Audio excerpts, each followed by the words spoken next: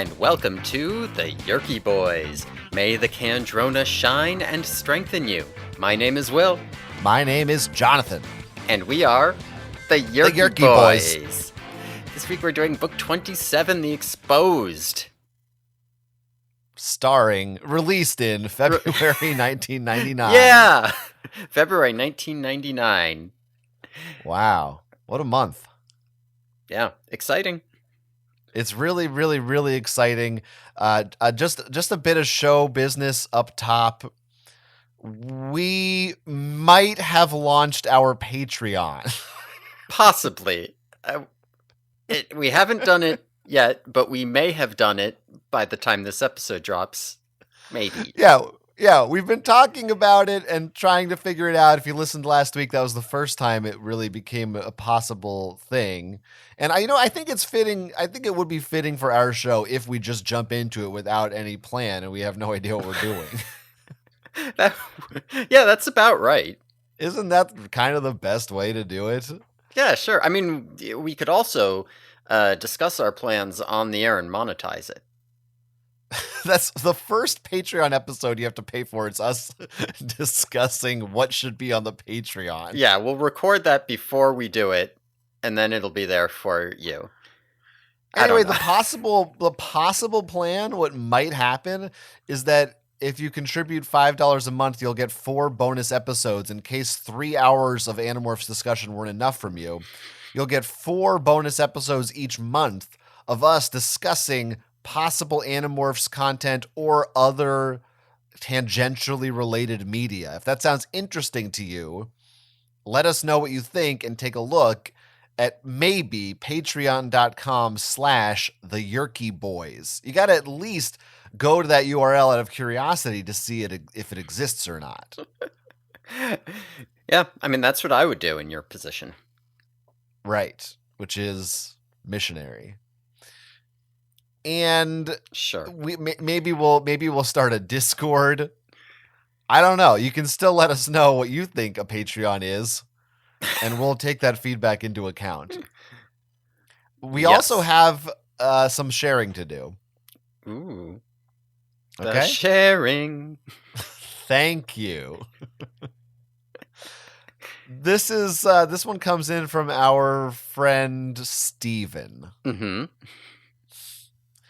Steven writes in with the subject line, fan theory and a correction.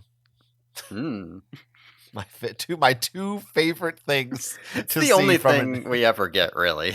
Yeah, that's pretty much what it is. It's usually one of those or both. Hi, Yerky Boys. First of all, I asked Will to relay this correction, but he was too dumb to remember it. No. Well, listen, also, just because I know you in real life doesn't mean that I am like your slave. You have to send things in through official channels if you want them on the podcast. That's right. No preferential treatment. Right. Also, that I am means kind of you, dumb. Mom. Oh, yeah, and that too. Stephen continues, you compared a fight scene in The Extreme, which was that last week? Book 20, book 25, when they were ago. polar bears, Venber, correct. The Arctic. Stephen writes, and this you, he means me, you compared a fight scene in The Extreme to the Verdugo fight in Resident Evil 4. Is that what the thing's called? Where you said that Leon used nitroglycerin to defeat it. But it was actually liquid nitrogen. Liquid nitrogen is famous for being cold enough to instantly freeze things. The whole point of both fights. So I don't know how you made such an obvious mistake. Okay, that's on the record now. Uh-huh. Well, I mean, now nitroglycerin blows up. It's like the opposite. Right, but they did in the book. They did talk about freezing things. Right, which would be liquid nitrogen. But in the book, it was nitroglycerin. Or no, right? Was it liquid nitrogen? In the book, it was just a cold substance. Oh, I see. I thought in the book it was nitroglycerin, but I confusedly said, "Oh, isn't that the stuff from Resident Evil 4?" I don't even know what my mistake was. Yeah. I need a correction for the correction. I don't know what I don't even understand the correction. Well, I'm not going Anyway, to go back and listen to that episode or read that book. I'm I not guess even I going to could. read the rest of this email. Okay. No, Stephen continues with now his fan theory. I also have a theory about how Howler memory works.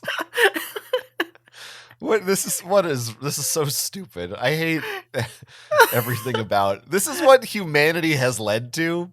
This is what millions of years of evolution, it's all come to us on Discord talking about Steven's theory of Howler memory.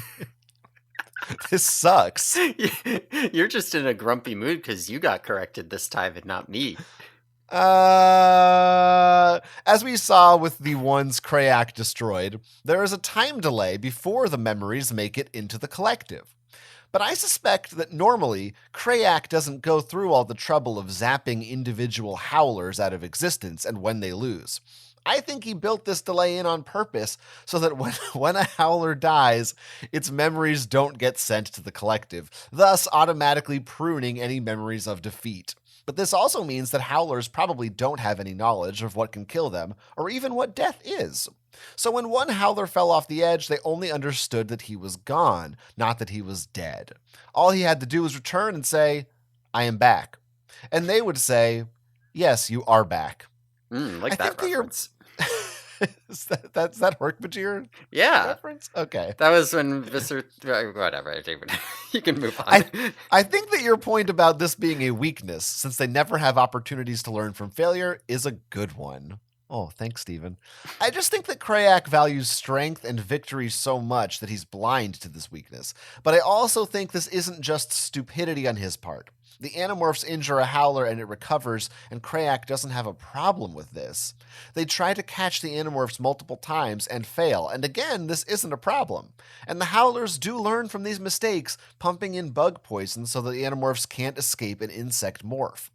But howlers never have a morale problem because in their minds, success is inevitable and failure is impossible, so they never give up. And Krayak probably values this relentless commitment to achieving their goals over anything that true failure could teach. I think this also makes more sense if you view Krayak as pure ontological evil rather than a rational actor. Someone more inclined to make the cruel decision than the smart decision.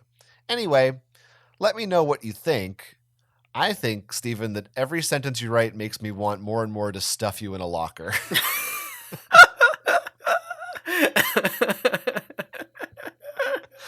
Oh, come on. These sentences can't be worse than the sentences about grass.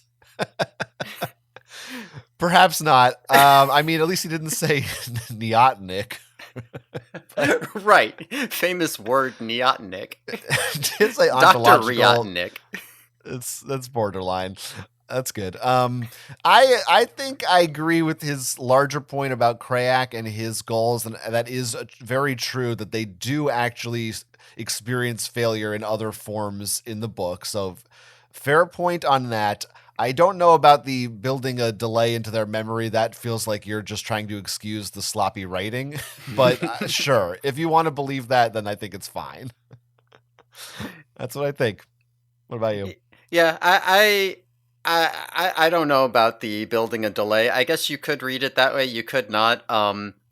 Clearly the howler that fell at some point must have blanked out of Krayak. Or, I mean, I wonder if just dying isn't good enough. Like, maybe it's totally fine to have... No, I don't know. I think it's probably more like what you're saying. There's not really enough information to craft there's either every theory you craft is kind of coherent because there's like 2 data points you can fit anything you want onto it, or like none of them are because there's just not enough to build something. Right. Well, anyway, if you didn't listen to or read book 25, then you have no idea what the hell we're talking about. Well, the second one was 26. I'm sorry, 26. Well, the first one was 25. Right. 26 is what I meant, but you can go back. You can go back in time through Rosario Rip and listen to last week's episode, and then come back to us. Now, Yes. I think that's all the business I have. Yeah, that should be all the business that we have before we get into this book. So I guess we can do that. Yeah. So this is a Rachel book. This is a ghost written book. We are back to the ghost writers. For a Scary. while now. So the ghostwriter on this book is named Laura Batyanyi Weiss. It looks like Vice, but it's not spelled like that. How do you say this name? What do you do with this name? Yeah, it's probably, yeah. My guess would have been Weiss or Vice as well, but it's two S's, so it's like, Well, is that how does Rachel Weiss spell her name? So the two S's is correct, but the E and the I should be flipped. It looks like an Okay. Americanization where it's like Weiss, but Yeah. like it's I don't know. I don't know either. Now, I did a little research on her. Did you? A little bit, not much, like 5 minutes worth. Yeah, I mean, I clicked on one website. Okay, yeah, yeah. I clicked on like two, I think, so I might be ahead of Right. you. Yeah. Well, I just wanted, just like the last ghostwriter, I wanted to see, oh, what kind of, what else have they done? Hmm. And it looks like now she just goes by, she dropped the Batyani. It's cleaner. Yeah. I see just Laura Weiss. I also see that maybe she hasn't written anything since 2014.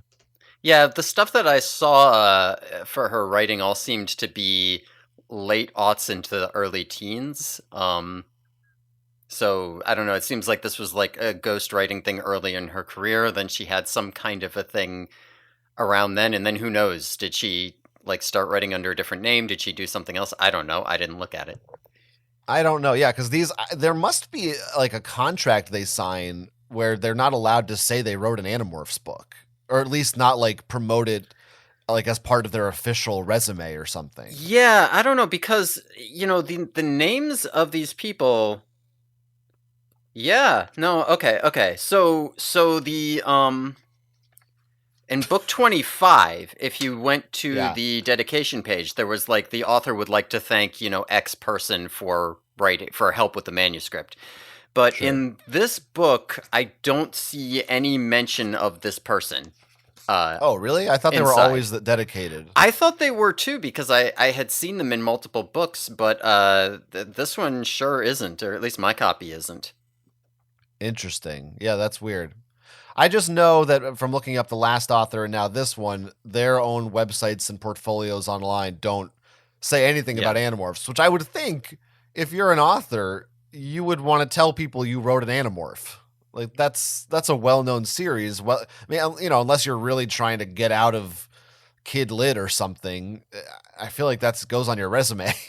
But Yeah, no, I think that probably is some kind of contract thing where there's only so much you're allowed to say about what series you ghostwrote for. Because even Kay Applegate, I know, was ghostwriting for a lot of different series before she started Animorphs, and I don't think she has like official credits for any of it anywhere. It's just she talks about it sometimes.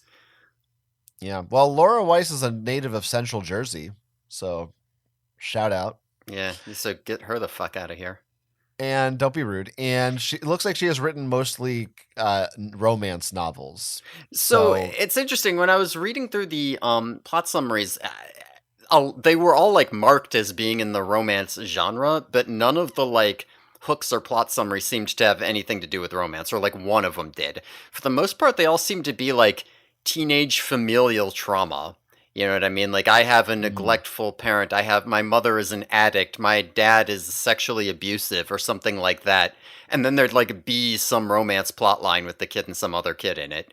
But it was really weird, like reading some of them and just being all like, so this person, her mother has been addicted to whatever substance and she's never felt loved and she's always been neglected and now her mother is in the hospital and maybe dying and like blah, blah, blah, blah, blah. And I'm like, okay, sure. Genre romance. And I'm like, I don't know that I like that genre. I don't know that I like where this is going. Yeah, I think what the confusion is here is that they mean romance like with a capital R, like in the classical sense. That could be. Romantic. Mm-hmm. Yeah, I feel like that's probably not what they mean. Well, I sort of am a literary guy, so that's something that I come across quite frequently is that mix up. Do you think that Laura Batyanyi Weiss is classy enough for that? Her literature is of that caliber. I do, Okay. mainly because she is a woman, and I do believe that women are capable of that. Okay, that logically follows.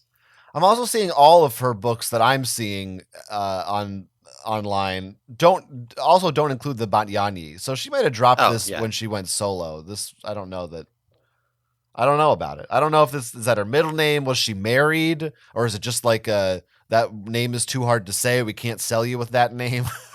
Hmm. I don't know. Should have been LBW, Laura BW. Lorways be. I don't know. Has anyone Winning. done that? You see a lot of the first names are the initials, but does anyone use their first name and then they have initials for the end? That's a good spin on it. I might do that. Dude, you're doing a good job just going off and not talking about this book at all. So, so LBW here has also done two other Animorphs books. We're going to see her in the future for books 31 and 39, which is different from the last guy who did two Marco books. All three of these are going to be different characters. Okay, interesting. Because I would have guessed, oh, I bet she's the Rachel person, but apparently not. Yeah, no, I guess not. And she keeps getting invited back, so. I guess not like knots in the sea. Yes, because this is a book that has to do with the sea, as evidenced by the fact that the cover has Rachel morphing into a squid. Yep. Yep. Good transition setup there. Thank you. That's what I do. It's called a segue, by the way, in case you need a simpler word for that in the future. Yeah, she's turned into a squid. She's got like a colorful bathing suit on. Not what I assume is her morphing attire, which is just like a leotard. This looks like she's hanging out, like having fun. And it Yeah, just happens yeah. to be turning into a squid. Too many designs or patterns. Yeah. These squids. Yeah, it's pretty good. I like the Rachel with just one giant eye, or the squid with the weird Rachel face. hmm I like how her hair turns into the squid head, and the rest of her head basically just turns into the eye. Yeah, that kind of bothers me. Just again, these covers tend to, like they'll always be doing a pose that just perfectly aligns with the wings of the creature or whatever. Whereas in the book, it's all mismatched and fucked up and chaotic. But I guess it looks cool on the cover. But I'm like, would the hair turn into the head? I don't know if it would really, but it's fine. Yeah, the parts that turn into other parts don't always make sense. Like, Yeah, like yeah. your arms when you're turning into a bird should probably just always be the wings. That's like Is the this analogous structure. But sometimes it right? feels like wings just like shoot out of your back. Yeah, that's true. How many aquatic animals have we had on covers? Doesn't feel like it's been that many. The dolphin, this The shark. shark. Okay, maybe That is could that be it? it. I can't think of any others. I couldn't even remember the shark. So, yeah, that's fun. Yeah, no, it's a fun cover. Oh, and we have like an ocean background actually. Like usually the backgrounds are sort of Yeah, just random streaks of color or maybe the sky. that's This true. is Yeah, this is that we have a defined place here. yeah. The wall, which is the water. Mm. I mean, they thought they'd seen it all. They were wrong. Now that could have maybe been a better tagline for the last book. Yeah, the last book was pretty bad. They Well, really should maybe have been. now it's like, well, now they've seen it all. Hmm. Surely, after Surely. that one. I feel like at this point in the series, they are pretty convinced that they have not seen it all. Now, technically, that tagline is accurate. They do see things they had not seen before in this book, Yes.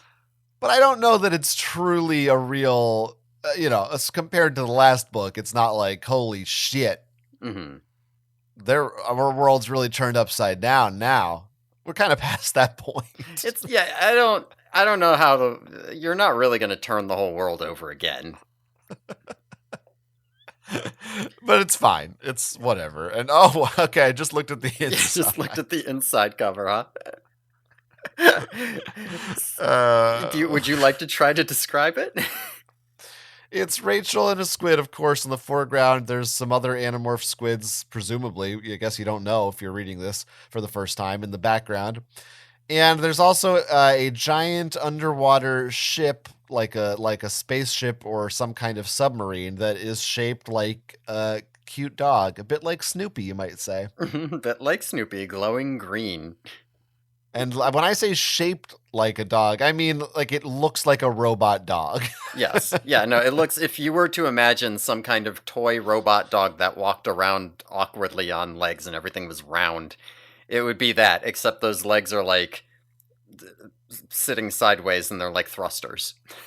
Kind of looks like one like the a 90s or 2000s one of those crappy dog toys, android dogs you could buy that you could like technically could train it to bark when you say a command, but it didn't really work. Yeah, that is exactly what it looks like. Yeah. Now, That's a thing that's in this book. that is the thing in this book, and now you know what it looks like. Yeah. Yes, I do. So inside quote here, we've got Rachel's getting a sinking feeling. And I got to tell you, we have a 3-dot alert going on here. 3 dots, 3 dots. Yeah. Strange, out of the ordinary. I like this. That is a good inner quote. Yeah, that's for high tier. As far as these kinds of quotes are concerned, this is one of the better one, like best top. Because it has a double meaning. She's literally sinking. She's getting a sinking feeling, and she's like worried about the situation. No notes. That's good. They did a good job. Yeah, no, it is 100%. All right. All right. Well, I think we can talk about the part with the words in it. Okay. All right, let's start this book. So we start off. Rachel is at her gymnastics studio. She's at practice, and she is once again doing badly on the balance beam as usual. That's her nemesis. And while she's on it, this hot guy named TT shows up, and he starts like hitting on her, and she falls off the balance beam. And she's really mad at him. He tries to like help her up, and she pushes him away. And so TT during this interaction asks her out and asks her to go to a movie with him. And she gets mad. She rejects him. And she leaves all angry like. And she doesn't see Tobias. She's looking for Tobias. She doesn't see him, so she goes to the mall to feel better by shopping and meets up with Cassie there. Can we begin with, and maybe for my benefit, a little recap of where we last left Rachel in terms of her, like where we last left her spiritually and emotionally? Like, I remember that she had a small breakthrough. I don't remember if it was her most recent book, where she was like, "Oh, maybe I won't be so rash and violent anymore." But then she's obviously like went right back to that. But I can't remember if she had a book in between or when did that happen. Do you know what? Yeah, she did not have a book in between, but the section where that she was a David like, book. Yeah, it was the David book. Yes. The section where she said, I am going to try not to be violent anymore was about one sentence in like the last paragraph of that book. And sure. The like first scene we see Rachel in the next book, she is like stomping down buildings and wantonly throwing people around as an elephant, or I don't even know. She has not appeared to really have grown from that at all, other than just she is aware of it now in a way that she hadn't really been before. Like, that does seem different. Yeah, that's true. Yeah, I guess it's not... It's too strong a word to say that it's... I don't know, like it's a retcon even. But it's...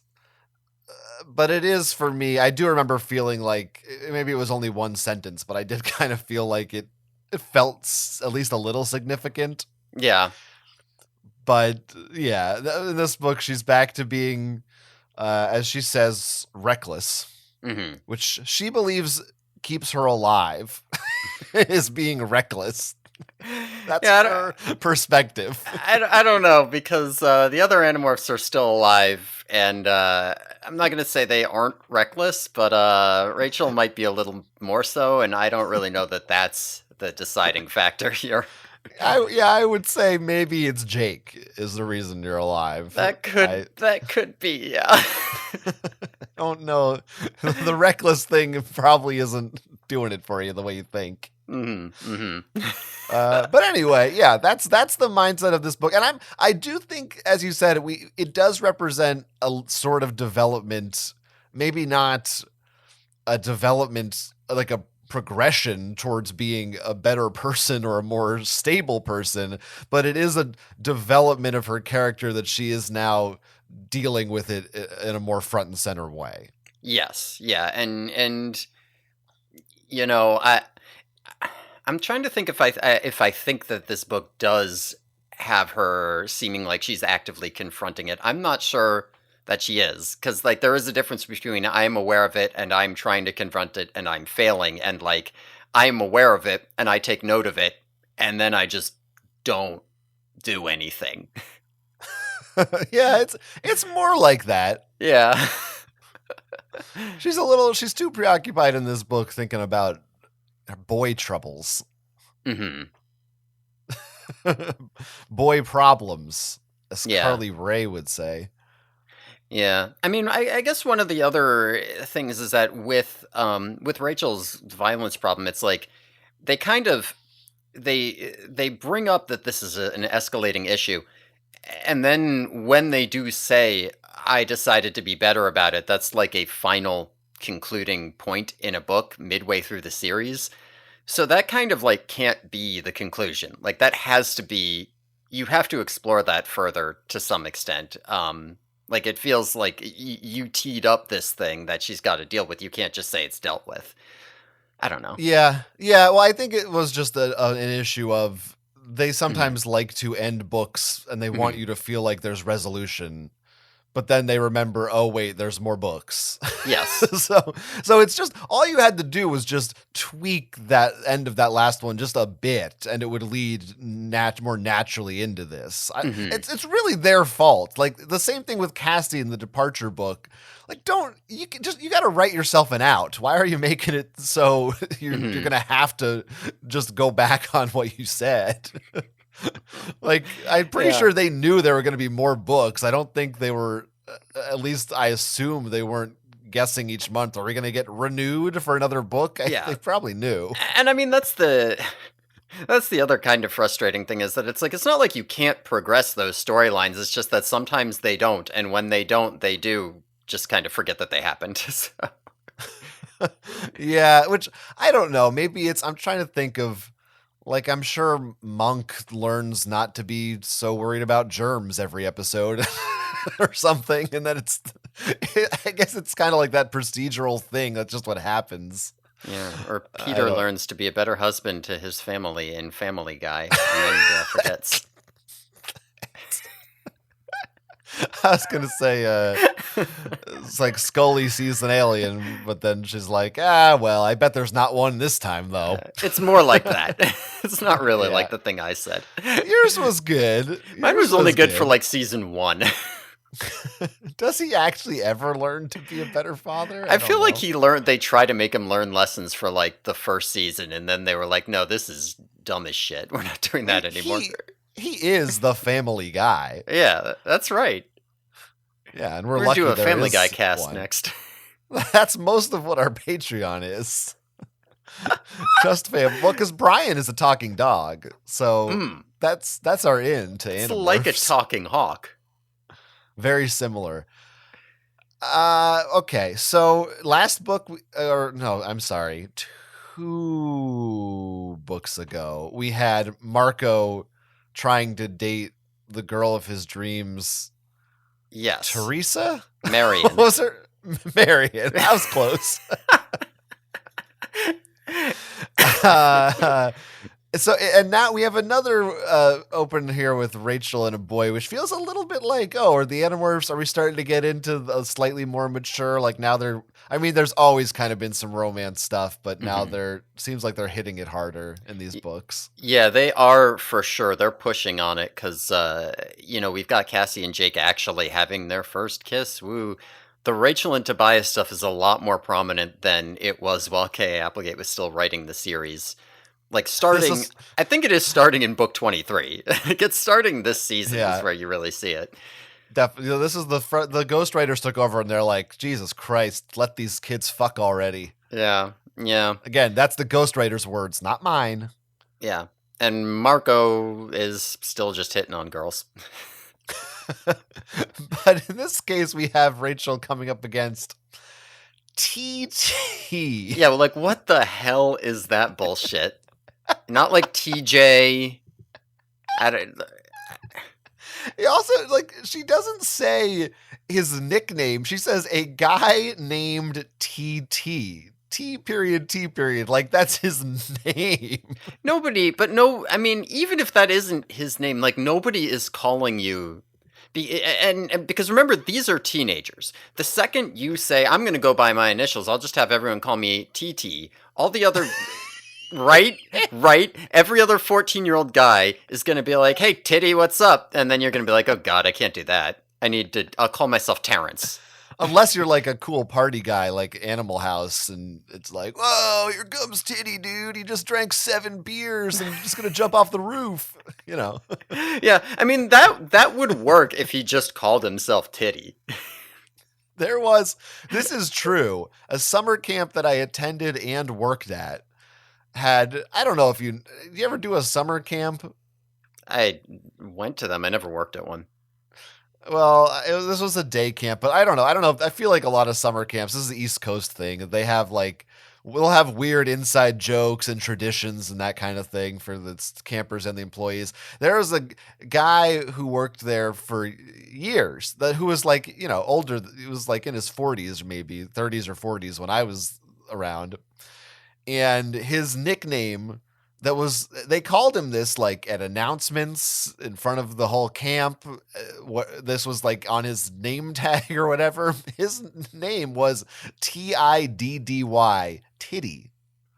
That's good. I like That's what that. everybody called him, and there was never Yeah. this was nowadays that kind of thing wouldn't fly because of the woke mob. But that's how it It was. wouldn't fly because the kids would all like film that on their phone, and then the parents would actually see it. Yeah, that camp shut down. So anyway, stupid name. I'm glad at least I bet K. Applegate that was in her outline. That's a KA original, I think. It could easily be, As like was later on. There's a name, or there's maybe a couple of she names. changed it, right? Like maybe the original writer, came in and was all like, "This is I don't know. I already said Terrence can't be Tom, but you get it. They named this kid Just something TJ. normal. This is TJ, and she's Yeah. like, let's make Let's that tweak second it. J a T. She does tweak them. Yeah, right. I just think that J should be a T. That's just a feeling I'm getting. My muse is telling me TT. I mean, so Rachel seems like she's actually kind of into him. Like she thinks he's cute for sure. And I'm just thinking like Tobias, TT. She's into T names here. I think she's got a thing for T names. I think maybe Jake should try calling himself Take. Well, then it would be, that's it. That's the end for both of them because she's already on a daily basis struggling to resist him. Yeah, yeah. How do you think the other Animorphs podcasts? We should just go in and listen to this book that other Animorphs podcasts have covered and see, for comparison's sake, how much time they spent on TT.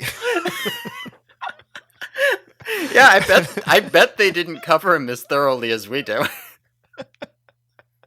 I just bet. Do you think TT is maybe Terry's new nickname?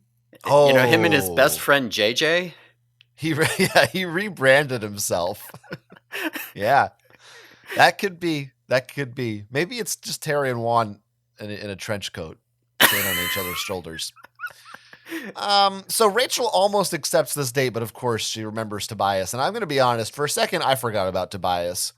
And I was going, oh, this guy's cute. Rachel, go for it. And then I was like, oh, right, she's dating a bird. Right. She does seem pretty upset about the fact that she's dating a bird. She has all these little snarky comments. She's like, "Oh, if we went to a 90-minute movie, we could go for pizza afterward." Right. Which again is a stark contrast to every other Rachel book where she barely mentions Tobias. Certainly doesn't mention that they're in a relationship. Mm-hmm. Yeah, I mean, here they're not. She says she calls Tobias her boyfriend in quotes, and it feels like she doesn't really. She's like, I don't know. Can I really say that we're dating? I don't think I can. Is you know what I mean? I think this works very well as a metaphor for long distance relationships or other kinds of relationships when you're not quite, it could be two kids going to a different school or something like that where there's a strain that makes it hard for you to hang out. It's like, oh, if only I could be with the people who are closer to me all the time. I don't know that the book really fully takes advantage of that. I think that could be a strong metaphor that is relatable for people and teenagers alike, but it's kind of there. So I do appreciate that. Yeah, I guess I could see that. I guess I could. Oh God. Although when I was in a long distance relationship, I was never all like, "Oh, maybe I should go date this other person instead." Oh, Because I'm a good. I Oh, mean, I'm a good wow. person. You see, I'm a lot more my loyal than God. Rachel is. You know, that's what Holy I'm saying. Shit. Oh my God. The fucking governor's going to come and give you a medal for that. I'm just saying, Fuck maybe you. Rachel's not. Fuck You know, off. What are you, Cassie? Fuck off. Go fuck yourself. I'm more like Tobias. I'm actually loyal. Oh, I've never wanted to cheat Except on that- anybody. Except that, well, except for you. Oh. You don't know about my other podcasts. How dare you? Yeah. But you see like how Rachel thinks about her relationships here. Like, again, like she's like resentful of Tobias for being a bird, but then she's also mad at herself for even thinking about it. She's just mad at everybody all the time. Yeah, I get it. That's her secret, Cap. Yeah. Rachel is a little hulkish, that's for sure. Yeah, there's a lot of Hulk going around these comics. I mean, this book. Sure. Alright. So, all right. So, as we recall, Rachel went to the mall, right? Because she was feeling bad. She's there with As Cassie. we recall. And the two of them there, while they are shopping, they see Eric. And Eric's hologram is flickering, like an old TV or something. And so Cassie and Rachel go to try to help. Eric's losing control of his hologram. His force field is entirely gone, so they can just like reach through and touch his robot body. He can barely even walk. He's like freezing up and he doesn't know why. So Rachel uses her mall knowledge to quickly get him into Spencer's gifts so that people won't think it looks weird when there's just a robot standing there. And she puts makes a $5,000 price tag and slaps it on him, right? So nobody will buy him. And gets Cassie to run interference while she calls Jake and Marco to come help them. So Rachel then goes out and buys some clothes and a mask to disguise Eric. The store clerk is like getting on to them. Jake and Marco show up. Marco is a gorilla at this point, pretending to be a guy in a gorilla costume, and knocks out the store clerk. And they dress Eric up like a boy, and Marco carries him out. What the fuck did you even just say? No one listening, people who read the book are going, what? Is that right? I don't know if that all is right. That's all right. So Eric features a lot in this book, just like he did in the last book. And I would just like to remind the listeners and ourselves that Eric King is named Eric King because some kid on the message board said, "Hey, can you put my name in your book?" Mm-hmm. And this is now a fairly major recurring character. Yeah. A very important part of the Animorphs lore is just named after some guy. Yeah. Again, can you imagine being this guy? Like at the time, it was like, oh, that's cute. He got a cameo for this weird robot book. That's kind of fun. Now it's like, I don't. This is a huge character. Yeah. this is. Yeah. I mean, this is our third Eric book in a row now.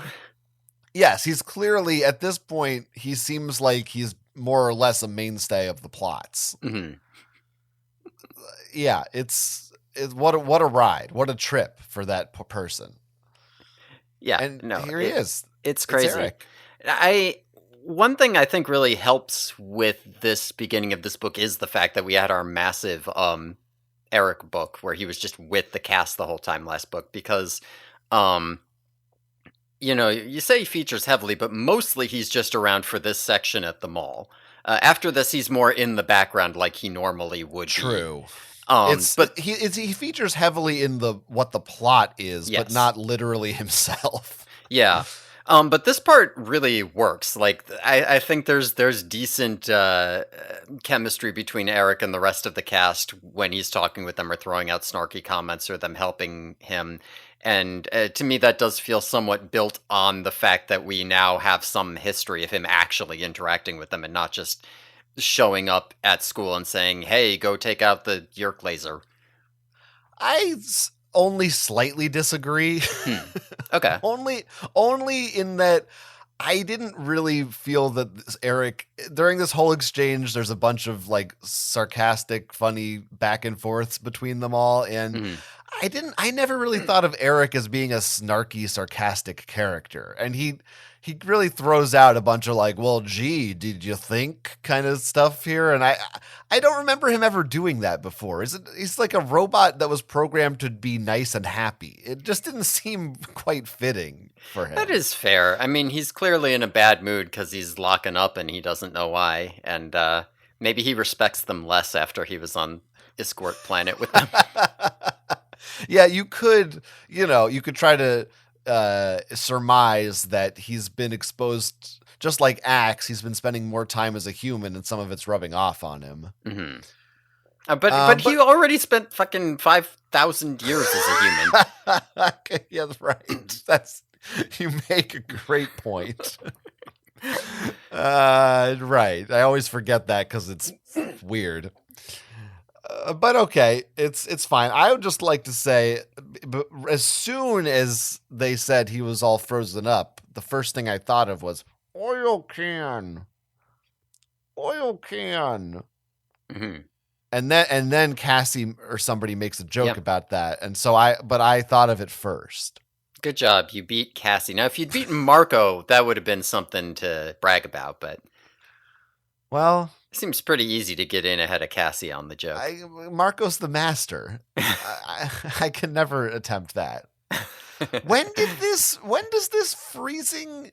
So this just happens like Eric's just out and it's just a boom. They're all frozen. Yeah, they're just out and about doing their thing, and then they're like, "Oh shit, I can't move too good." Mm-hmm. Mm-hmm. Like that. Okay. Yeah, that tracks.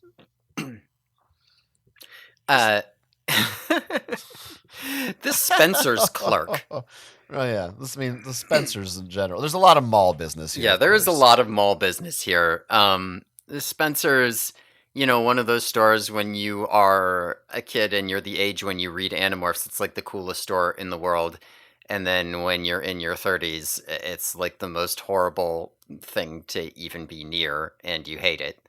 I never enjoyed Spencer's gifts. Interesting, because I always thought, I was like, oh, look at all the neat stuff, haha. A lot of it's like you're not supposed to say that or whatever. Maybe this is part of me growing up as a sheltered kid who was like never, say no to drugs all the time and shit, but I go near a Spencer's and I just feel like there's an aura of, it's like going to a seedy motel. It's like, I don't know. It feels like maybe there's cum all over the place in there.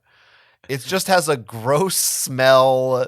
Like it's not neat or clean. I feel like sketchy, weird perverts are going to be in there. I just don't, it just feels like a place I don't want to be in. I don't know. That was the part about it that I liked. Because it's Yeah, like, I whoa, think it's like for, you're not supposed to. It's for, you know what I mean? you're It's exactly the sketchy inappropriate for weirdo children. I wanted to avoid. I was, yeah.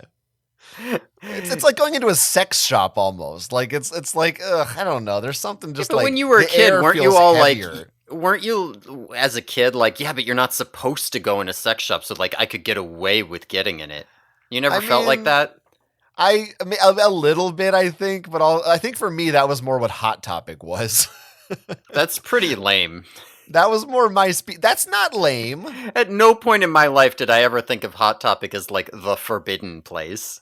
Well, listen, when I was a kid, you used to be able to get Jonan Vasquez comics at Hot Topic. We've talked about this before. Right. I'm a big Vasquez head, and like Johnny the Homicidal Maniac is, you know, is real adult kind of shit. And that for me, that was as risque as I got. I mean, So sure, that's like edgy and fun because of it, but it's not like a, oh, I'm not allowed to have this kind of thing. my mom would have got mad. I had to hide those comics from her. There's a lot of like dismemberment in them. It doesn't matter. The Animorphs clearly have no problem at all with Spencer's gifts. And they also don't mention any of the weird sex shit on the shelves. Yeah, no, they don't do any of that stuff. The clerk also is someone that I understand a lot better as an adult than a child, because when I read this scene as a kid, it was like, uh-oh, the clerk from Spencer's Gifts is going to show up. That's like an adult who like is in charge of the store. They have like authority and like they're in trouble. And now as an adult, I'm just like, this is some fucking like 17-year-old who like, Jesus Christ. I do not respect this person at all. I like, honestly, I'm looking at this employee hassling them, and I'm like, the only reason he cares is because Cassie starts doing some spiel about selling Eric. You know, it's like, oh, this is the new the kitchen droid from K-Tel to cover for it, and it's like you got to go up and be like, listen, kid, you can't do that here. Just leave. Christ Almighty.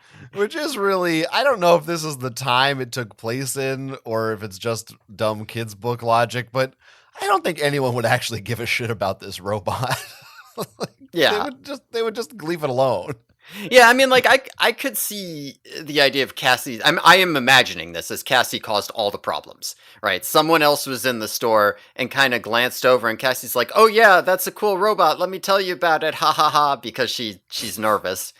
And now all of a sudden she's drawing crowds, and now the clerk has to come up and be like, stop. Yeah, we have to remember that this is a time when malls actually were crowded. Yes, people were here. Yes, so I suppose that's true. There could have been a lot of folks rummaging about. Yeah. Right. They do knock this clerk out 100%. That was completely unnecessary. Yes, he knocks him unconscious, and then there's a part where they're like, we made sure he was still breathing. So there's a chance that he maybe wasn't.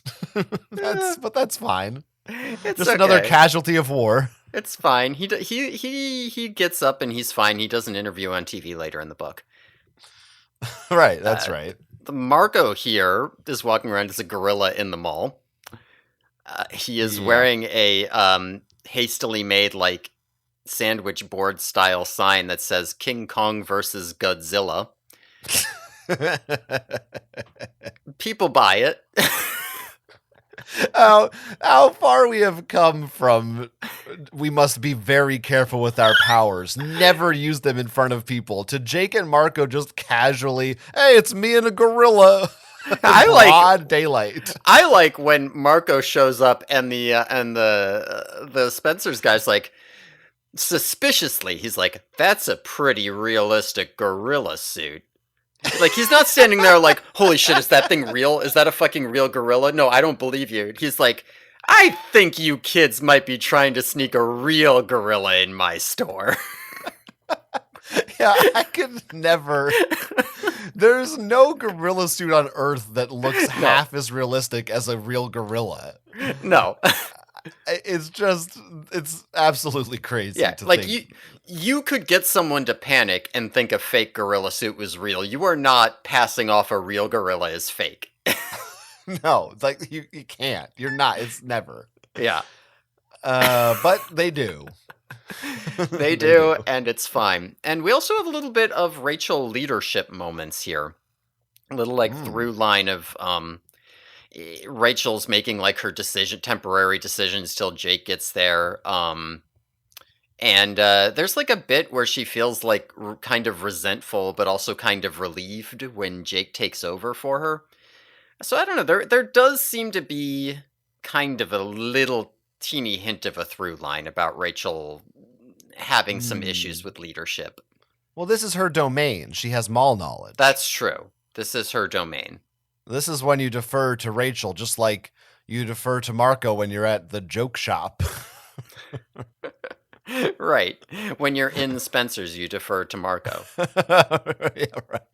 And when you're, with Cassie, it's when you're knee deep in a goose. Ew. I don't know. Or I should have said elbow deep. That's what it is. Speaking of ew, Uh-huh. I'm hoping you have this note in here. Yeah. There's a whole bit about Rachel having bought, when she's buying clothes for Eric to disguise him, she also buys him underwear, designer underwear, and Cassie points out that Eric does not need it. And Rachel thinks to herself that maybe she will give it to Jake. And I didn't like this part. I wasn't a fan of this bit. Rachel's immediate thought is, oh, well, Jake could wear that underwear. Yeah, I liked it. What's wrong with it? I'm not so sure. I think it's cute that the cousins are close and they're thinking of each other like that. It's just nice. Nice cousin stuff. Rachel and Jake on the Thanksgiving cousin walk. Wait, I don't know what that is. What's that? There's like the meme going around on Twitter about the cousin walk. Oh, I do know what this is. Yeah. Right. I was picturing like a walk for Alzheimer's, but it's like for cousins on Thanksgiving. Yeah, you get it. Anyway, they fuck is what happens. What happens. We also get a name drop of Clinton. Like last time we talked about the president, he was just the president, but here they say Clinton. Oh, yeah, that's kind of interesting. Huh. That feels like it's funny how in a lot of universes in movies and stuff, they'll talk about, there's always like a cutoff point of where real history ended. Mm-hmm. and usually it's like 4 years before the movie started. Because they won't want to talk about the current president for whatever reason, probably because they won't want to cast him. but then they're like, oh yeah, of course, you remember George Bush or whatever. I don't know. Yeah. Or like when we're talking about the current president, we can't say the name, but when we're talking about the silly mask of Bill Clinton, then we just say silly Bill Clinton mask. Let's be fair here. They don't actually say Bill Clinton. They just say Clinton. Maybe later they might say Bill Clinton at some point. No, they do say Bill Clinton at some point. But, damn. I thought maybe it could be George Clinton. Hillary. Yeah. If it were written today, it would be a Hillary mask. Nobody wants a Bill Clinton mask today. That's true. Everybody's clamoring for the Hillarys, though. Yeah, Alex Jones is going to put on some demon horns and do a rant. Let's not get too political on this podcast, please. Okay. Might be too late for that. I don't know. Rein it in. This is a series about fun kids turning into animals, and that's it. Yeah. And Rachel thinking about Jake's crotch. Yeah, you didn't have to. I should have let me cut you off there. She's thinking about it. She is thinking about it. So they take a bus back to Eric's house. Marco is just carrying Eric back on the bus. But fortunately, they are the only people on the bus, and the bus driver doesn't really seem to notice or care. And also, no security people stop them leaving the mall. And also, all the surveillance cameras at the mall apparently went dead while they were in there. And basically, they're very suspicious about how they didn't get caught here. But they get to Eric's house and they find all the Chi are malfunctioning. It's not just Eric, they're all malfunctioning. They're all just frozen robots. No hologram, no nothing. They can still talk and they can still communicate via ChiNet. So they are told the only way this could have happened is if someone disabled them via the Pemalite ship. The ancient Pemalite ship that arrived here is hidden in an ocean canyon 15,000 feet under the sea. And there are 2 Chi who are going to be discovered soon. So the first one is a janitor in a nuclear research facility who will be discovered at the shift change at 10 p.m. tonight. So they have until 10 p.m. tonight to fix this issue. And the second one is a homeless Chi named Lourdes? You're the French guy. You'll have to tell me. No, it's not. Is there an S? Yeah, Lourdes. Yeah, I don't know. Lords. I don't know. I don't know. It's not a real name. I don't think it's real. I never took French. I mean, this is not a name I ever came across in my 6 or 7 years of French. So, and going to France, I've never heard anyone named Lord with an S. Well, Lords. The S wouldn't be pronounced, I guess, if it's Lord. French. Okay, I assume it's French. I don't think it's a name. I don't think it's anything. Lourdes is a homeless Chi, and she is playing a homeless person, and she is in an abandoned building spying on a criminal controller whose name is Strake. Any comments on Strake? Strake. Strake. Strake.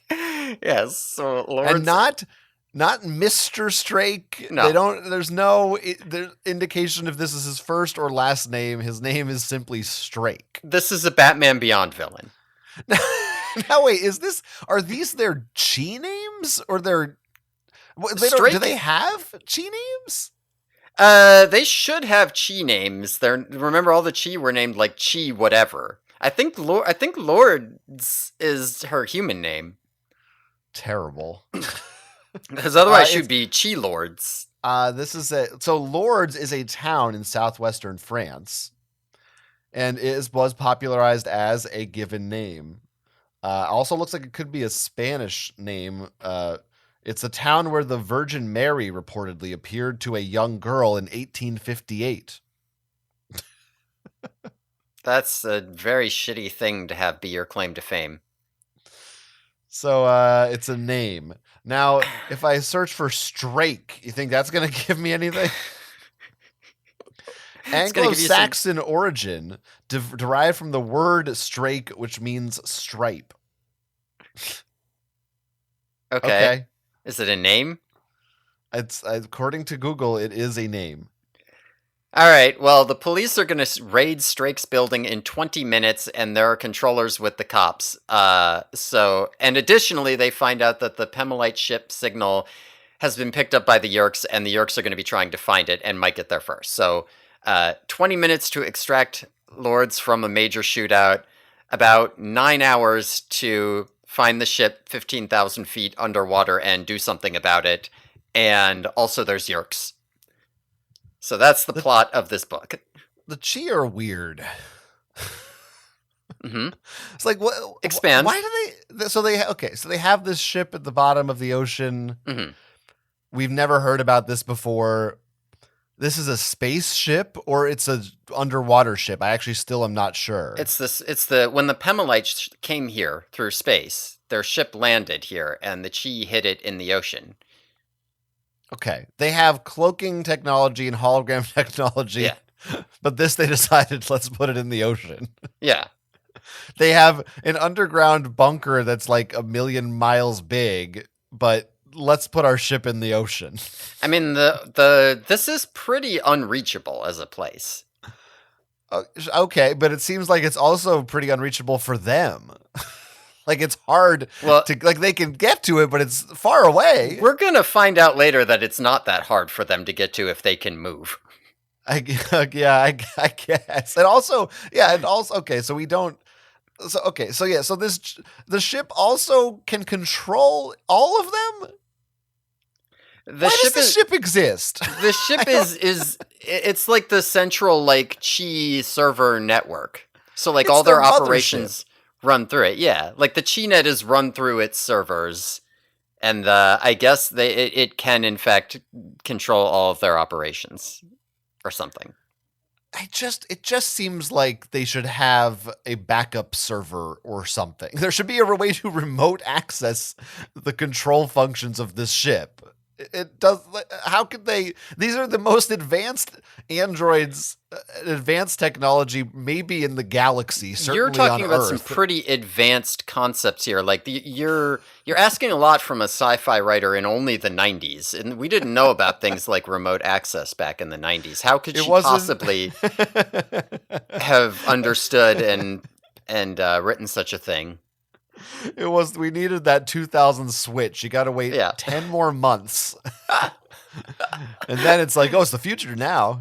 That's right. I mean, that is when it became the future in the year 2000. Mm-hmm. Mm-hmm. Okay. Okay. It's a lot. There's a lot here. I don't know. It is what it is, as they say. Yeah. One thing about this is here's the thing about the whole thing being suspicious, like how they weren't caught, no video cameras, whatever. Yeah. If they hadn't made a point of saying it was suspicious, if they had just said, "Yep, we walked in there as a gorilla and carried him out and no one noticed, they just thought I was in a gorilla suit." I don't think that would have been their least believable escape. I think they've been more obvious than that and not gotten caught for no reason before.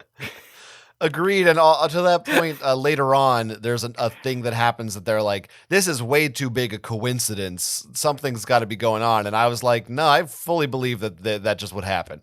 Like, the weird, dumber things have happened in this book that nobody orchestrated. Why wouldn't that happen? So, yeah, I don't know. I mean, I don't even remember. What was I thinking at this part? I think I thought, oh, the Yeerks turned off the cameras so they could fight the Animorphs in public or something, but then nothing happens, so I just kind of moved on and was not sure why this occurred. Yeah, they put this whole thing out here, and they'll do it later too, where they're getting suspicious again, where they're kind of like, was it the Yeerks? But no, that doesn't make sense. And the way that you read it, you're like, okay, the author definitely wants you to think that that's true. Like, even if they don't have a point, you're supposed to think they somehow do. So it's definitely not the Yeerks. And then later they're like, well, maybe it was the Ellimist. No, it's not his style. I don't know that it's not his style, but they seem convinced, and it's done in a way where you're supposed to be convinced too. So it's something else, and I don't know. And at a certain point, you do just kind of, you're like, okay, well, I've run out of things that it is, so fuck it. They'll tell me eventually, I guess. Yeah. I feel like this has happened several times before, similar things in these books where they'll give kind of a clue, but there's just so much weird shit going on, and the books are so brief, relatively speaking, that there's no time to dwell on it and be like, oh, I wonder what's going on. It's just like, well, we got to go in the fucking ocean and get a squid. Like, there's just too much happening. I don't have time to process. Yeah. I mean, I'm undergoing like a large scale version of that right now with the podcast because I have to spend a week on each book and not like an hour or two in the reread. So, because it gets even more condensed when you're just like, I'll read a couple of these. Right. Well, maybe this is a thing where it's more for as a kid. Mm-hmm. I probably would have read like a few chapters maybe and then done something else that day. And then I would have been like at the playground thinking about, I wonder what was up with those security cameras. That's maybe, true. Reading right? these in elementary school, yeah, you're not just kind of blowing through them. Yeah, like you're probably reading it at least a few days, maybe over a week. Unless you're, I guess you could be an Animorphs freak and you're just trying to devour it, and then maybe read it in a day or two. But I Yeah, mean, maybe that's the idea. once Harry Potter has conditioned you to read 300 pages in a day so that you can have read it the day it came out or whatever. Now it's easy, Right. but until that happens, you're probably on the couple chapters bit. Hey, Harry Potter, you had like 2 years before Animorphs. It was like 30 days, clock's ticking. Read it. Yeah, it's your 2-hour clock. That's right. So they have to go and get lords from Strake's abandoned building, which is like now a crack house, basically. Like we must point out, they cannot ask them to do that. Oh yes, they can say, oh, here's a really important thing, and it'll be really, really terrible if you don't do it, and it'll be a disaster for everyone. But we're not asking you. You have to make your own choice. I want to say Eric has definitely straight up asked them to do dangerous shit before, but yeah. Yeah, I think he probably has. Anyway, they don't ask them to do this. They show up to this crack house. They're like, okay, in and out really big and fast. Jake's like a rhino instead of a tiger, and Rachel's an elephant. They bust in. The police are already here, and chaos erupts, right? Strake is like shooting off guns. The police are shooting. Rachel's pulling down the house, right? Cassie gets like shot in the spine and paralyzed. Marco gets stabbed in the neck. Jake accidentally runs outside and gets surrounded by cops. Whatever, chaos. Rachel gets shot in the face a bunch. She beats up Strake, and she gets shot in the face a bunch, so now she's losing blood too. They find lords. They're like trying to carry her out. There's a standoff with some controllers. And Axe saves the day by showing up as a skunk to turn the tide, which I'm sure you loved. They manage to get out before Cassie's mom and animal control show up, and they hide lords in a junkyard. It's just a big chaotic action scene. But it happens to take place in a crack house. Yeah. It isn't just a big chaotic action scene. Yes. This takes place in a fucking drug den. Yes. No, it is very explicit. There are a lot of descriptions, like the really explicit descriptions of these people as drug addicts. Well, like, fucked up. Yes, there is mattresses that, quote, reeked of stale pee and barf. Mm-hmm. And there's a guy who she refers to as too stoned to even move. Mm-hmm. Now, stoned to me implies just weed, right? You wouldn't use stoned to characterize any other drug, would you? I wouldn't, but maybe an older person would, and certainly someone who is trying to get around censors might. I mean, yeah, even that I'm like surprised to see. Yeah. I thought it would be much less obvious references. But I mean, that guy's on opiates, not crack. I'm using that just as a catch-all, just so the viewers know. Listeners. Sure. There's a police raid, and I feel like this run-in with normal human cops is more deadly than any encounter they've ever had with the Yerks. I mean, there is straight up gunshot violence. Rachel gets shot in the face as an elephant, and like half of them are dying or dead and stabbed, and like you could not film this and say this is for children. I mean, listen, who do you think is more brutal, if you had to guess? The American police or the Yerks? This are three. Yeah, right. You're right. Yeah. I don't want to get political, but you're right. But it is just crazy to the way this book just kind of zigzags from silly fantasy to just a realist. I mean, it's realistic except for the fact that they're animals, but other than that, it's just gun violence in a crack house. Yeah, it's so wild. Yeah, I mean, like it's not unrealistic to be all like, here are a whole bunch of homeless drug addicts, and there's one violent criminal, so the SWAT team busts in and shoots all of them to death. Like, this is not that off. Yeah. If it were modern, we'd see them all doing the like fentanyl slump, but but I mean, one thing that I did notice about this is that they did seem to be kind of going out of their way to not be too to like try to remind you that the cops weren't the bad guys, right? Like there's bits here where Rachel is like looking at people and saying like, "Oh, he wasn't wearing a uniform," before she throws him away or hits him or whatever. Um, Mm. you know what I mean? I didn't pick up on that, but yeah. I don't know. Maybe I'm reading into it because I wanted it to say the cops were bad, but I mean, Yeah, I feel like they weren't really they aren't at least explicit about like I knew that this was just a controller, so otherwise he would have been saving the day. It wasn't like that, but yeah, I mean, I do think that Rachel is the kind of person to think that the cops are the good guys, but I also think that she's the kind of person to kill them anyway if they're shooting at her. there is I think I have a note for later. There's something later in this book that was sort of a something along those lines about I don't know. I don't know what it was. Or maybe it was this. I guess it was this part is what I'm thinking of. Oh, that's right. It was what we're talking about now.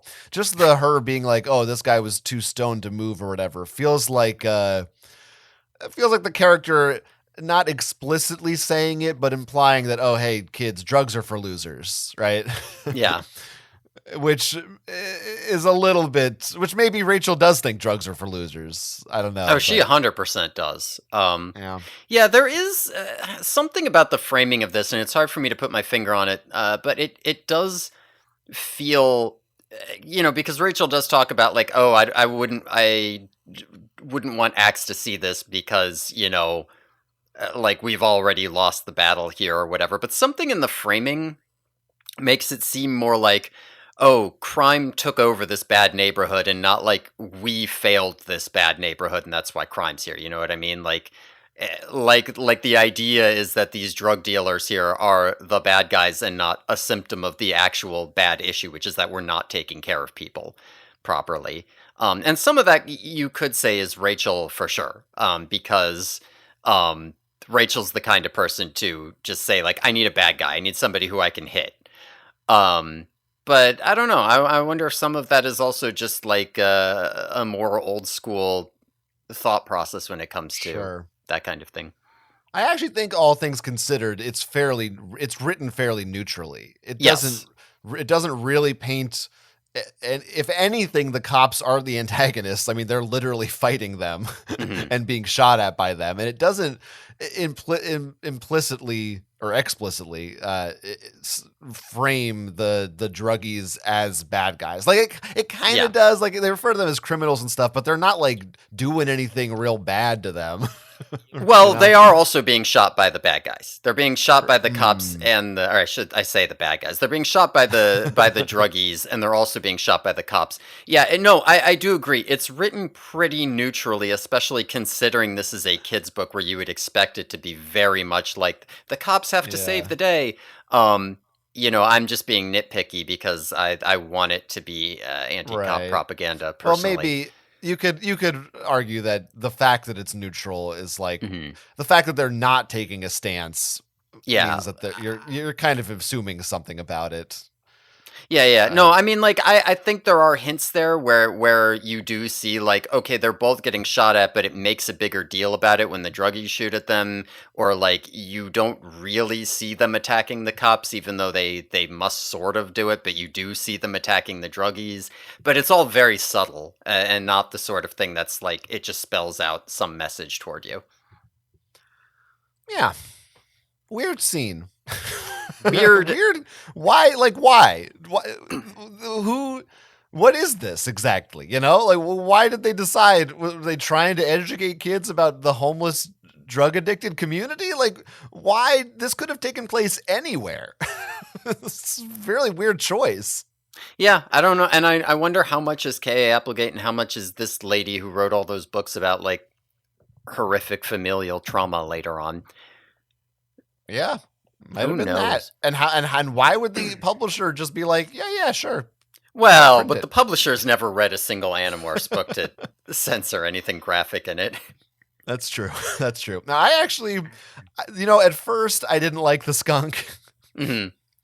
But when it came back again, I did think, it makes sense. People, even with guns, people would recoil and run away from Yeah. a skunk actively spraying them. I do also think people would be more likely, like if you had a gun and a tiger was running at you, you'd probably shoot that damn thing. But if you had a gun and a skunk was getting ready to spray you, you probably wouldn't shoot the skunk. Yeah, I'm sitting here now thinking the military should be using smell warfare. Because that's a morale deterrent. If all the enemy troops smell like shit, that's like they got to live with that now. They're feeling bad. I think this is the next wave of warfare. I think Sokka had this idea in Avatar: The Last Airbender. I think it's an You original and idea by me. Sokka are on the same wavelength, maybe. Sokka's pretty much the Marco of Avatar, right? Yeah. Mm-hmm. Okay. So then, of course, they run away, and the Yeerks manage to lose a 4-ton elephant. Or whatever. Yeah, they managed to get away, and they evade, and Rachel demorphs, and it's fine. Don't worry about it. They got it. It's fine. Don't worry. Not worried. But now they got to get to this ship, and so they're trying to figure out what animal could possibly live 15,000 feet down because there's too much pressure down there. There's no access. Cassie eventually comes up with the idea of a squid, and she manages to tell that to the others after a bunch of bullshit where they talk over her for a while. But there's no squids in captivity, and they're like, well, maybe we could get a sperm whale, which don't quite dive deep enough, but they eat the squid. If we could morph a sperm whale, but there's no sperm whales in captivity either, so they're SOL. Rachel goes home. We get some scenes with her family where Jordan and Sarah are fighting, which are pretty good. She's eating dinner and watching TV when a news story comes on that says a sperm whale has beached itself. What a coincidence that is. So they all get together and to go out and acquire this sperm whale, and they also know that apparently the sharing is sending volunteers out. So the sharing is like clearly looking for andalites. I guess maybe this is the point where I can ask, because how much do the Yeerks know about the Chi? It should be nothing at this point. Okay. The Yeerks don't know anything at this point. However, in the crackhouse fight, doesn't one of them say, "Give me the android," or something like that? So they do. Okay, that's true. So at this point, the Yeerks have seen that the Andalites are fighting over some kind of android, and they've received a signal from an advanced spaceship that's really far underwater. And presumably that's all they know. Unless you can remind me of something else. No, I thought they didn't know they were here at all, but their actions, even regarding the whale, it's like, oh, they're just there because they think the Andalites will come, or maybe they think the whale is an Andalite. But it kind of seems like as the book goes on, they're aware of this ship and trying to get to it. I mean, they did receive the signal. They said earlier the Yeerks would have picked up on the signal coming from the ship and would be looking for it. Okay. I don't necessarily know that they know what it is, though, other than it's probably very obviously highly advanced. All right. I missed that detail, so I could buy that, I guess. Yeah. So in that sense, it does. I mean, it doesn't make sense that Visser 3 would know enough to organize this, but it does make sense that they would have been like, oh, there's a signal coming from deep underwater. There's a sperm whale. Sperm whales go deep underwater. I bet those Andalites will try to get it. Right. That makes sense. Yeah. Okay, fair enough. These kids are pretty stupid. I didn't love the banter in this. I liked Rachel's sisters. It's the Animorphs themselves that I was like, all right, shut the fuck up, all of you. What are all these jokes about? I don't even remember anymore, but they annoyed me. 20,000 Leagues Under the Sea, with the different names, and right. Squid being calamari and escargot. Oh yeah, yes. What's calamari? Oh, it means that felt like Disney Channel. Now, just boring. I should point something out here. Seropedia lists as a goof that Tobias Uh-oh. says that calamari is octopus, but he's just wrong. It should be squid. I don't think this is a goof. I think Tobias just got it wrong, and he was acting like a smug, pedantic asshole because he thought he was right, but he was just wrong. It makes him Yeah. look even shittier. Yeah, that's definitely... Yeah, I agree. That's not a goof. Yeah, no, that's not a goof. He's just like that. Seropedia, fuck off. Fuck yourself. This is one of those scenes where you go, boy, it's too bad they don't have smartphones and they can't just Google animals that go underwater good. Yeah. Where are they? Anglerfish. But the real important thing that I need to figure out here. During Rachel's family dinner, they have burritos for dinner. Yeah. Now, this is 1999. Mexican food is... Oh, you know what? This is the West Coast, so I suppose maybe it's different out there. For me, growing up the East Coast, there was like the Taco Bell here and there, but I don't think we had Chipotle yet. I'm wondering, like, did Rachel's mom make these burritos? There's no way. Her mom never makes food. So I guess I'm using an East Coast bias here, and in California there must have been burrito places in the 90s. That I guess so. Yeah, because a lot of the places that I would think of, yeah, I think you're right. Back in the 90s, for me, Mexican food was much more of like that's like exotic. That's like, right. There's like Taco Bell, and then there's real Mexican food, which is like hard to find. Yeah. Yeah, I think. Yeah, like there's certainly, like, I think I probably had you had taco night or something like that. Mm-hmm. But yeah, I feel like I didn't know what a burrito was until 2017. Yeah, you can't just like DoorDash Plaza Azteca or whatever. Okay. Don't show off. Your fancy names. That's just the closest place to me. I think of it as DoorDash. Generic shit. Anyway. I don't know what else happens in this. Like I said, I immediately was like, I thought this whale was the Elemist, like as you said before. It sure seems like the Elemist to me. It sure does. And then they're like, oh, that's not his style. And it's like, okay, sure, if you say so, if that's what you want. I would argue that later on in the book, there's evidence almost to the contrary that it is exactly his style. Yes, I think you're right about that. I really do enjoy the scene at Rachel's house. I think every time we see Jordan and Sarah, it's great. I like Jordan and Sarah arguing over the TV. I like when Jordan wins the argument and smirks at Sarah, and Sarah says, "You're ugly when you do that." They're good. They're good characters. Yeah, that was funny. That was funny when she said you're ugly. I like that. Yeah, it's nice. There's also another Rachel Jake conflict here where Rachel says, oh yeah, this is a suicide mission, and Jake kind of gets pissed at her. He's like, listen, we're not going to do it if it's suicide, so don't like say random shit like that, like we're all fucked or whatever. And Rachel's like, oh, what? I'm like, fuck you. I guess I'll just sit and follow orders like a whatever good little girl or whatever. And she's like, don't make it raging sexual. to herself, like I guess I'm not supposed to be afraid. It's bad that I'm afraid. I feel like Jake had the right idea here, because I think that Rachel still would do it if it was a suicide mission. Like, Rachel would absolutely be like, suicide mission, I'm in. Yeah, I mean, in most of these situations, and there's another point of Jake-Rachel conflict coming up. But I think generally Jake, I mean, clearly he is more reasonable and rational and should be making the group decisions and not Rachel.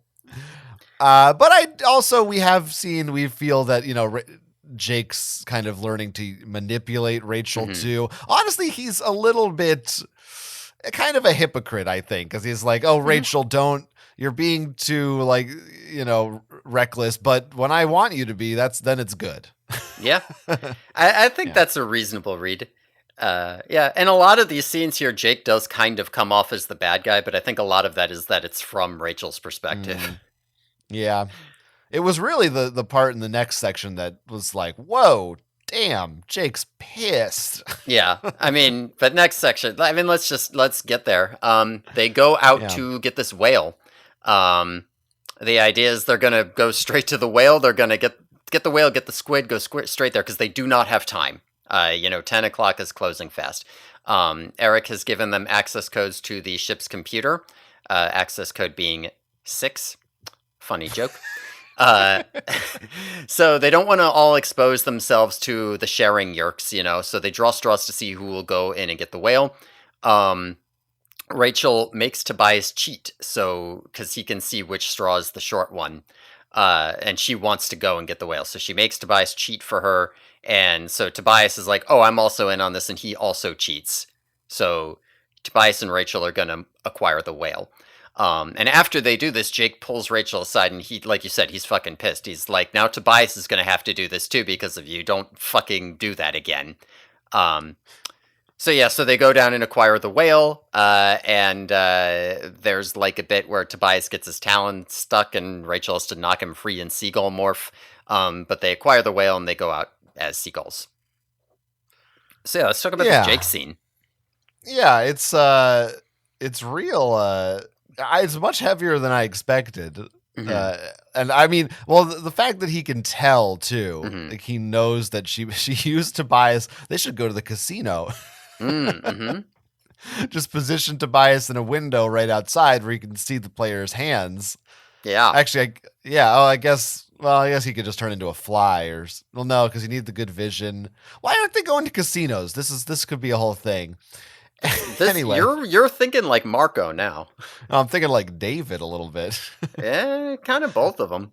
You're thinking like Marco now. David wants to rob banks. Marco just wants to cheat a little bit at poker. It's different. Yeah, you're right. Yeah, it's different. It's different. But yeah, it really kind of comes out of nowhere. At least I didn't expect it to happen, and it's a little bit. There's not a resolution to this tension between them. It's just this little explosion of a fight, and then we move on. I don't know. I don't really know what to do with it, to be honest. Yeah, I mean, what do I do with it? I do think it's a good moment for that. Yeah, and maybe you don't do anything with it. Maybe there's just kind of a tension there with But yes, it is true. It is meaningful that Jake can tell that that's what happened, and he knows his people well enough to know that's what happened. He knows to pull Rachel aside and yell at her. He knows that the way he's yelling is going to have some kind of impact. Yeah, and he does it. He goes about it well too. He's not just like, how dare you not listen to me? He's like, Tobias is now in on this. Like, you dragged him in here and it's your fault, and you remember that.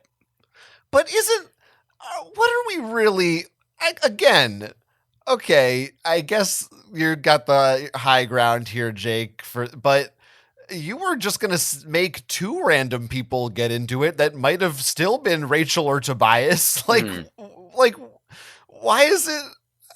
Like, it's not like, oh, poor Tobias, we were going to spare him. Yeah. Somebody was going to risk their life. It was one of 5 people. Like, I don't understand. Yeah, I mean, clearly what Jake is actually mad about is that he was all like, there should be some of these processes should be randomized. Like, not everybody, like, we should be going in and saying, like, okay, luck of the draw, and Rachel is cheating it. And that's clearly what he's actually mad about. Yeah, and so I guess he more says the stuff about Tobias because he just wants her to feel bad. Yeah, I do think that is part of it. I think you could say like, well, it could have been Tobias, but also it didn't have to be. But because you decided it had to be you, well, then it had to be Tobias.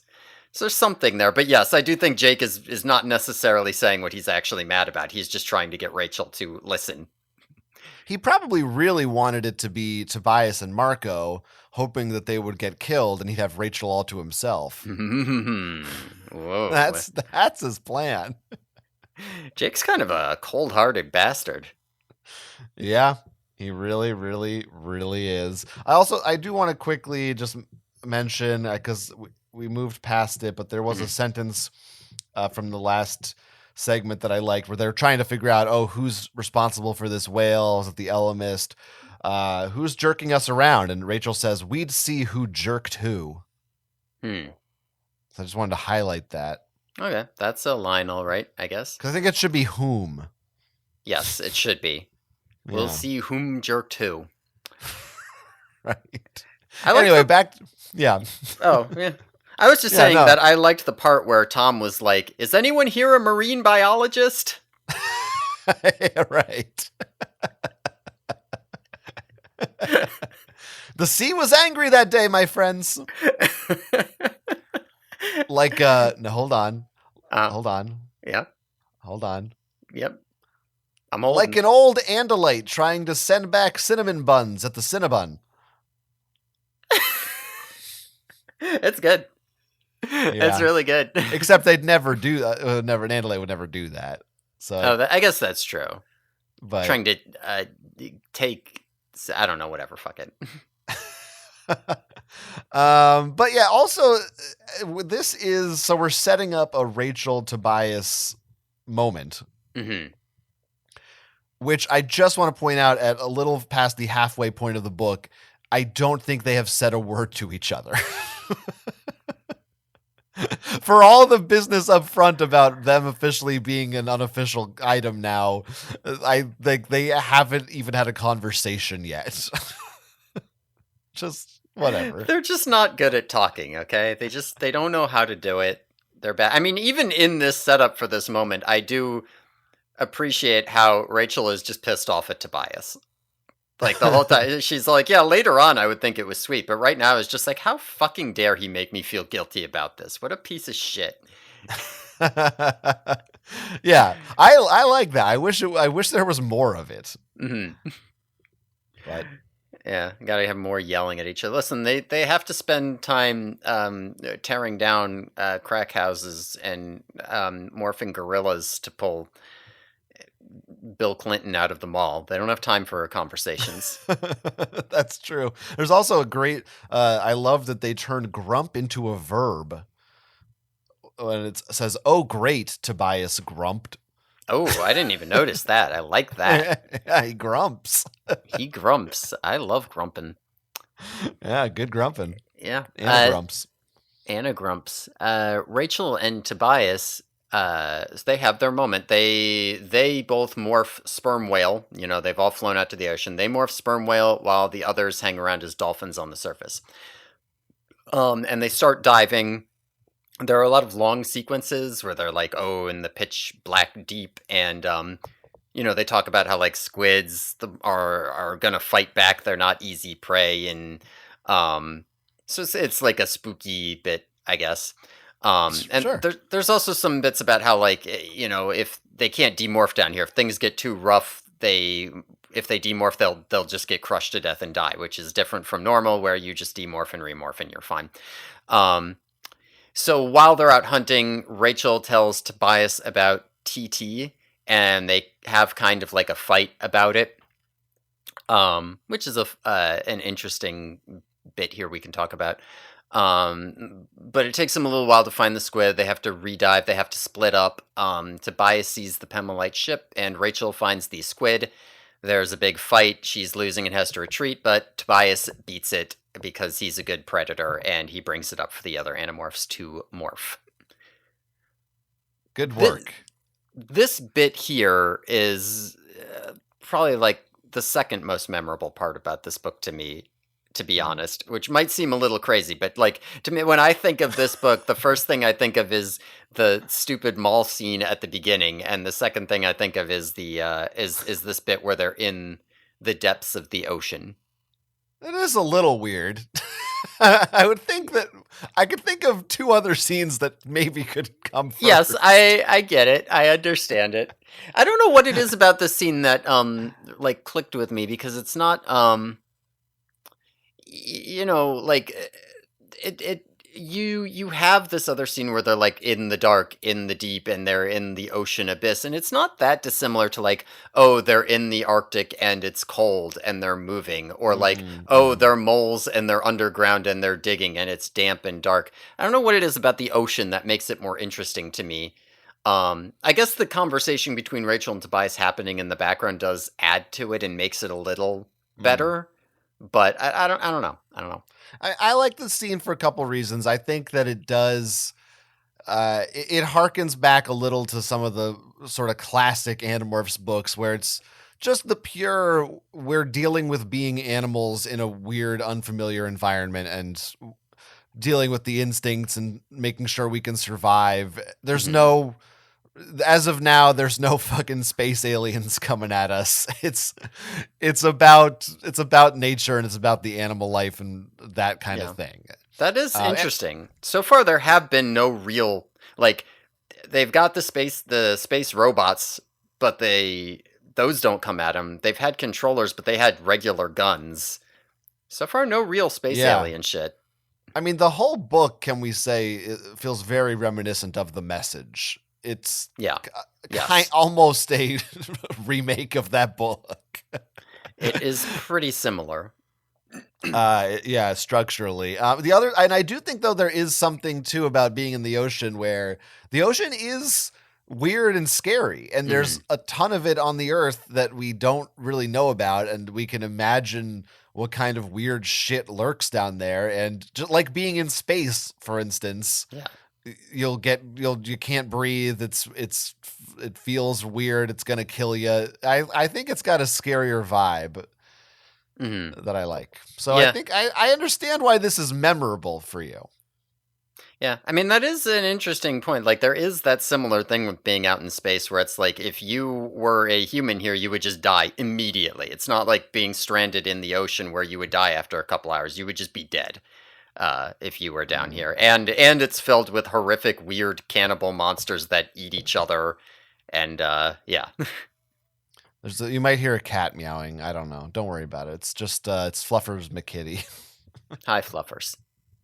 And then you have the Tobias Rachel convo, which is that's the crux of this whole book, basically. Yes. And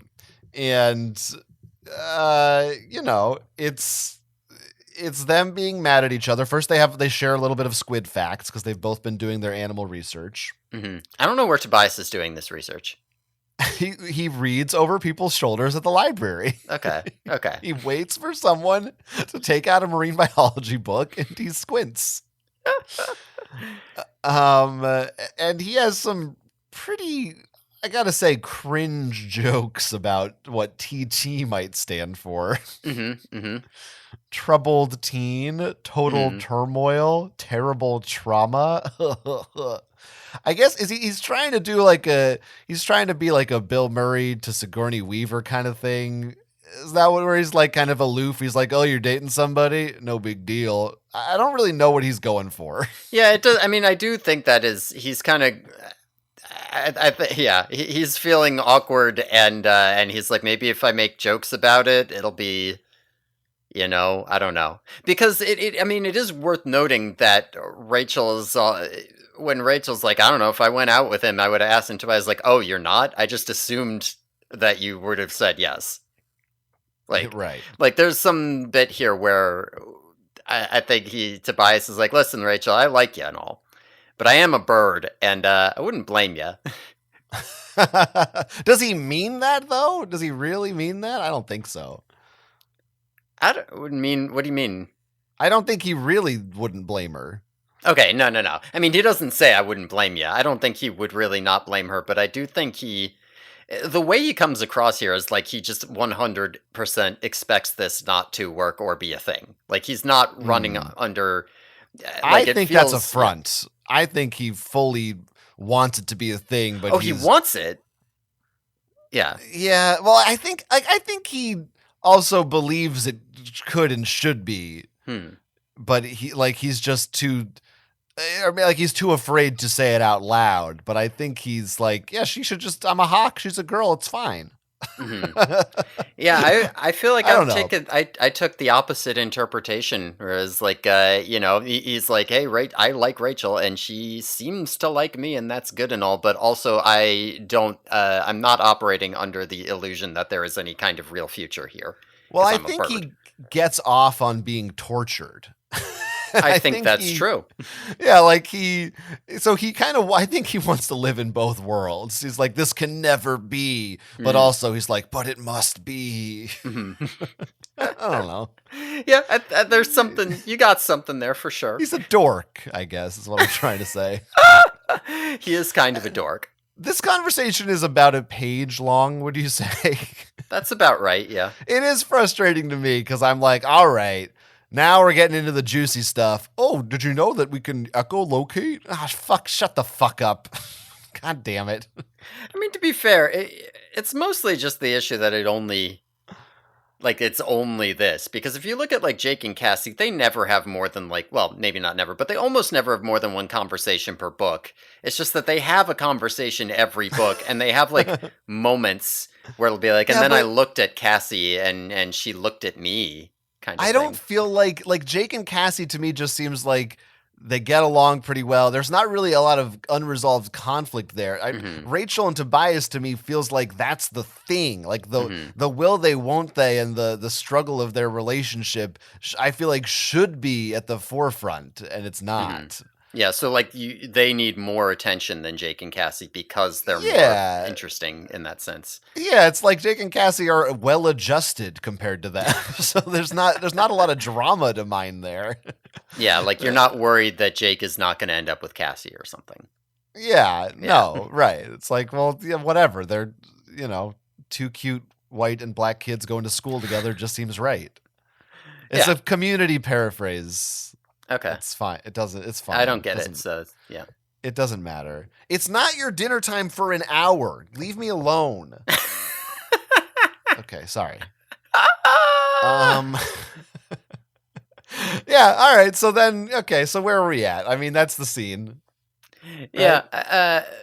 that is basically it here. The Oh, end. I had to look up when we were doing this what spermaceti were or was. Okay. All right. Spermaceti is a like buoyant material that I think also helps focus like echolocating waves that's in the sperm whale's giant head. And it's what they like hunted them for to make candles out of. And I felt this was worth mentioning because it's just Amrita from Avatar. Right, like you think Amrita is oil, but you would legitimately you could find this by going into its mouth and drilling straight up, and it would come out, and that's where it is, which is where the Amrita is. So I think that Amrita is not Wow. oil; it's spermaceti. That's what I wanted to say. What's the ambergris? Amber, isn't that you know what I'm talking about? Ambergris or it's like ambergris. Oh, I don't remember. I know this Ambergris. word. A, You're getting at something. yeah, a gray amber. It's produced in the digestive system of sperm whales Mm. and has been highly valued by perfume makers. So there's just a lot of shit we like in a whale. Yeah. Yeah, there sure is. Whales are pretty good. And I mean, it's not just us. There's like, you know what? I'm not going to fucking get into it. We don't need to go on a whole tangent about whale falls and ocean ecosystems. No, see, because now you know what we can do every time that happens is that's a Patreon episode. Whoa. Whoa. Put a pin in the whales for later on. Okay. So Yeah. they get the So squid. they get the squid. They all morph into the squid. They go searching for the ship. It's kind of hard for them to find it, even though I saw it earlier. It's almost too late. They're almost running out of time when they see Yerk ships moving towards something. So they're like, "Oh, that's the Pemelite ship." And they beat the Yerks there. The Pemelite ship is sitting on a ledge in an underwater canyon, and it is the thing that we saw on the inner cover. It's about 300 feet long, I think it said. I have written 500 feet long, but I'm pretty sure it said 300, and I'm an idiot. Okay. But it's glowing green, and it's shaped like Snoopy, like we said. Um, they get in, and the Pemelite ship, it's got like a system to auto-generate the right habitat for animals that come in it. So when they are going around the Pemelite ship, they are still squids, and they are encased in floating water bubbles. And when they swim in the water bubble moves with them. So just, picture that, if you will. The inside of the ship is kind of reminiscent of a dome ship in a way, in that it's like a giant park, but it's more like brightly colored, like a painting or a cartoon. It's more like a natural playground than a like park. There's like toys and shit everywhere. They go to the bridge of the ship, which is just a tree trunk. They put in the password 6, and they reactivate the chi. Uh, so before Pretty we get easy to to do. pretty easy to do. Before we get to the crazy part, let's do comments on this Pemelite ship.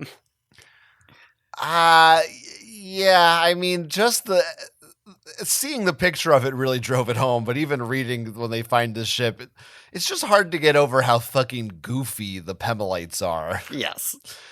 Amidst, and I think in my mind, they look like Goofy. Right, literally goofy. Literally Goofy. It's just all of the book is at this point we're really just treating them, we're taking them for granted that there's just these androids, and nobody comments on it being silly. But when you're like, oh, it looks like Snoopy, it is a little hard to take any of this too seriously, to the point where, again, in the theoretical, if they were to ever make some kind of Animorphs movie or series in the future, it's like you almost just have to not make them look like dog people. Like, I don't know how you can do that and not make it ridiculous. I mean, I want to go the other way entirely and be like, your Animorphs remake cannot be too serious. Like, there's too much shit in Animorphs that is just too goofy. But this book is not a comedic book. No. Like, you That's just what I'm have saying. to. Like, but I think if you were looking at a giant dog ship, it's comedic now. You can't avoid it. Listen, the tonal whiplash is an integral part of Animorphs, and you can't get away from it. If you want to try to just make it feel all one way, all goofy, all serious, you're not going to get the soul of Animorphs. I guess I just think there's a time and a place, and I don't know if it fully works here for me, but I don't know. I'm watching like Invincible right now, which is in its second season, and that's an animated show, which I think we've said Animorphs would obviously lend itself more to animation. Mm-hmm. And I think maybe it's possible. Maybe you can strike that balance and make it okay, but you have to. I don't know. It's a tricky thing to do, and I feel like a part of in this book is, like I said, is just the fact that I'm not looking at it visually. I can sort of compartmentalize that in my mind when I need to. Yeah. Although this Pemelite ship is supposed to be sort of goofy. Like they do the whole thing with the password is 6, which everyone. Right. I think this is another one of those iconic things where you would, if you had someone who's like, I was a big Animorphs fan when I was 13 and haven't read it since then, you might be able to ask what was the password to the Pemelite ship, and they might be able to answer. And I do think that's funny. Yeah. That's very funny. So, yeah, I'm not like completely against it. I don't know. I'm a little bit mixed on it. Yeah. And maybe it's also like, maybe it's okay here, but I'm just thinking down the line, like when you're making the cheese such a big part of your series, I don't know, it's tough. I don't know. It's like I'm worrying about the future. There is kind of a weird. The Chi are so much more easy to take seriously than the Pemelites. It is a little bit of a weird thing. It's like the Pemelites are the goofy ones, and then their goofy toys that they built for fun were like, we're the serious ones here. Yeah. We love our masters because they're so goofy. Yeah, that's fair. We got to call back to the your hours joke. Oh yeah, we do. Sure, that's fun. I also like when Axe turning into Squid says, I think this will be an interesting morph. So many arms. Yeah. I think he's thinking about things he can do with those arms. Like shove more bunza into his mouth. That's one way of looking at it. So I'm just gonna rapid fire a couple of things here. Yeah. I also thought it was, when she morphs, what Rachel mentions, just a quick shout out to Zero Space. Every once in a while they throw in something to remind you there's weird science fiction happening. Sometimes those are call outs that like the next book is gonna, like when they name drop the Chi and or they name drop the Howlers in book 25 so that you're ready for them in 26. So you never know. Also worth pointing out here that they somewhere in the book before this point they have name dropped Krayak. Yes, they have done that. which I thought, oh, interesting. They're trying to remind you about that. Oh, there's a reason for that. There's a reason for that. Didn't take long to find out. We'll get there. Yeah, I think now we're gonna find out in a minute why this doesn't quite work. But I think this book would have been better without Yerks. They're barely in it anyway. Mm-hmm. And I think by this point, once they show up, I think you could have had mined more drama from them. Maybe if there had been some other struggle to getting the ship reset instead of Axe just going beep, boop, beep, I did it. Like that could have, for me, that could have taken the place of the Yerks. But I guess we find out there is a reason for them. So I don't know, but it felt like too much. It felt like they had a mandate. We got to put a Visser 3 in there. So yeah, we didn't have any fucking Yerks last book. Were you gonna have 2 books in a row with no Yerks? No. Yeah. And then in 24, they didn't really use the Yerks there either. Yeah, I guess it's it does. At some point, it's like, wait a minute, aren't they still a threat? But yeah, aren't we fighting them? Yeah. So if you remember this book from when you're a kid and you are listening to this episode, you're probably like, I'm an hour and 50 minutes into this. Where in the ever-loving fuck is the Drode?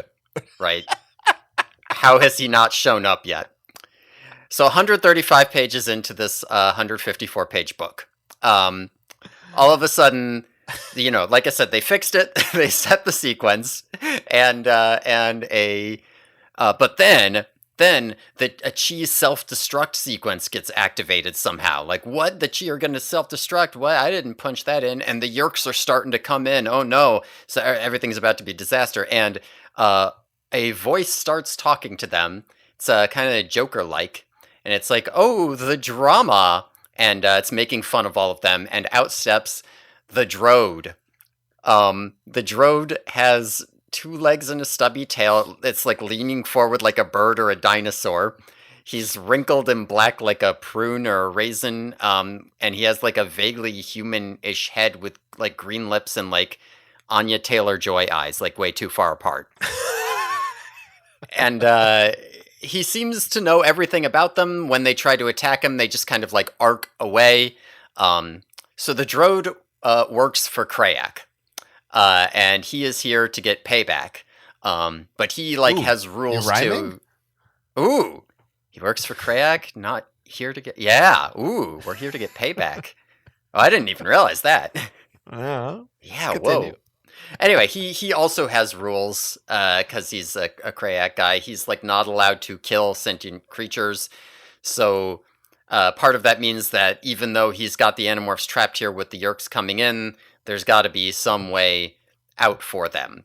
So the Yerks show up and the Animorphs figure out their escape plan, which is they thought they were trapped because they couldn't demorph in front of the Yerks, but they can ink up their water and demorph in the ink. So they do that, and there's a big-ass fight. And the whole time the Drode is showing up and taunting them while they're fighting.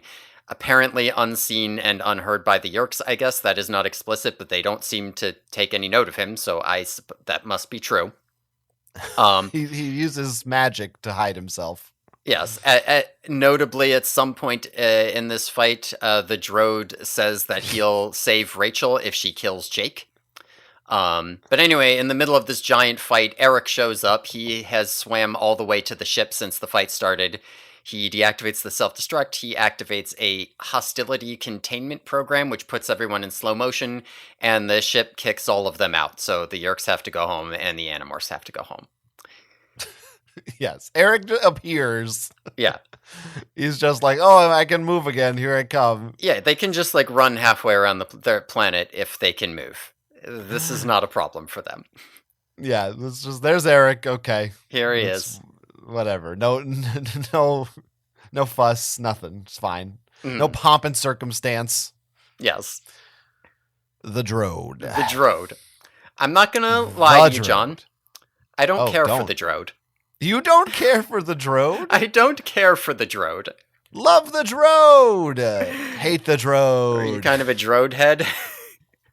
Wait, did I just say? Okay, now hold on. Oh boy. Drode head. Drode Drode head. head. Toga. I'm Okay. I'm a bit of a Drode beard, I think. Oh, that's good. That's good. What's your problem with the Drode? He's stupid, and he doesn't fucking add anything to the Elemist Krayak thing. Like, he's not like, oh, I made a whole species. It's like, oh, I made a little servant guy who's like my guy. And then he sucks, and he's stupid, and I don't like him. I think it's fun. Well, I think his design is fun. He's a little weirdo. He's like the Joker. He is exactly like the Joker. They say his name means wild card, which is Which, Joker. by the way, in what language? What do you mean? What do you mean his name means wild card? Why don't you just name him that then? Like, do you think the Drode is from a species and Krayak recruited him, or do you think Krayak grew him in a lab like a howler? Yeah, it's impossible to say. He's the Drode. Yeah, like the Elemist. Well, He's yeah, the Drode. This one is explicit. He's not from a species of Drodes. The Drode is his name, and like it literally translates to the Joker. All right, fuck, marry, kill. The Drode, the Elemist, and the Five. Whoa. Whoa. Probably, I'd say fuck the Drode, marry the Elemist, kill the Five, because they died anyway. Right? I'm really wanting to fuck that Elemist. I'm not gonna lie. No, the Drode is Elemist like moans. wild in the sack. You know, The Drode might be wild in the sack. he's a wild card. It You might don't know not what be he's gonna bad to do. fuck the Drode. Actually, he might wish do I something could that kill hurts him. you. Here, let me tell you my honest, immediate reaction to because the Drode starts taunting them. Yeah. Before you find out he's the Drode. Mm-hmm. I mean, do you have a guess of what I thought was going on? I have no idea what you thought was going on. The way that he speaks and seems to know everything about the Animorphs and is making fun of them, exactly the same as David.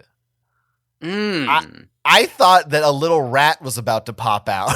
Now, he doesn't speak in thought speech. And this was also confusing to me because I was also like, wait, how can he hear their thought speech? Were they just projecting it out? But I guess he's the Drode. He can do whatever he wants. Yeah, so it's like a David's back type of thing.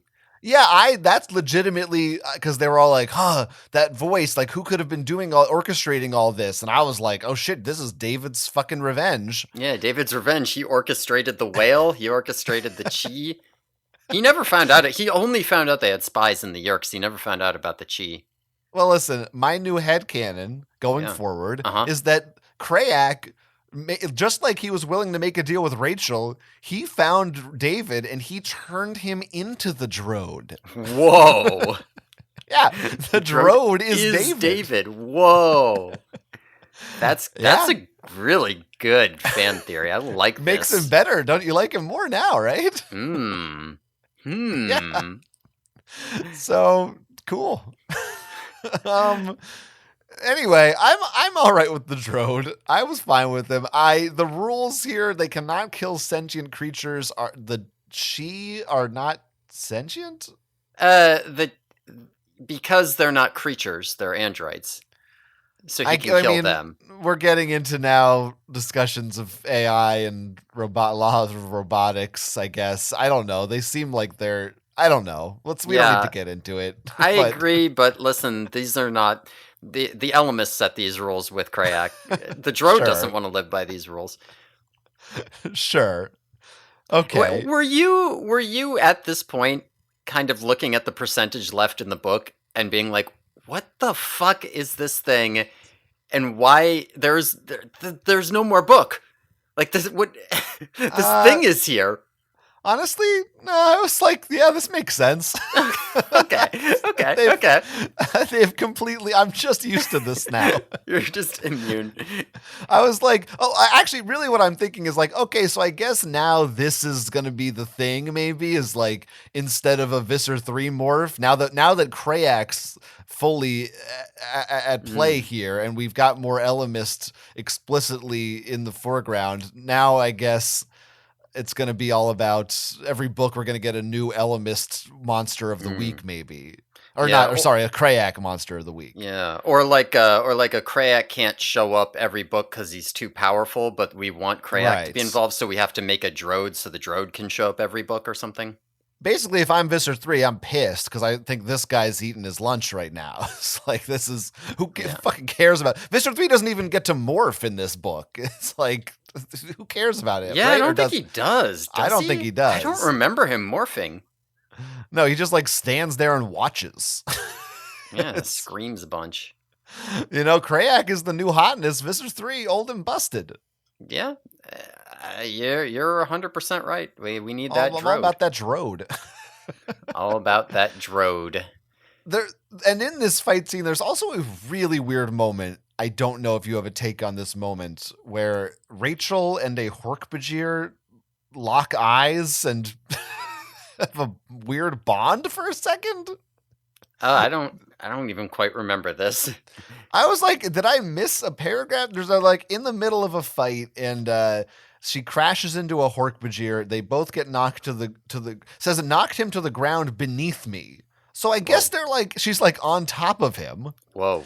And here's the next paragraph. For one brief moment, our eyes met, and suddenly, eerily, we were more than warriors on separate sides. We were each other. And for a frozen moment, the world went still. And then the Hork-Bajir slashes at her. Okay, I see. So this is.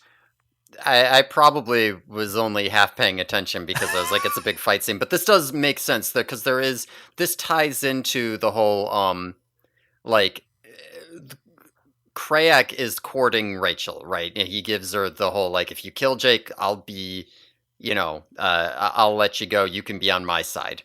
And I think that there is a part later on where Rachel explicitly says that there is something inside her that Krayak is talking to. Like he's not just throwing random shit out at the wall. Like he sees something dark inside her and he's speaking directly to it.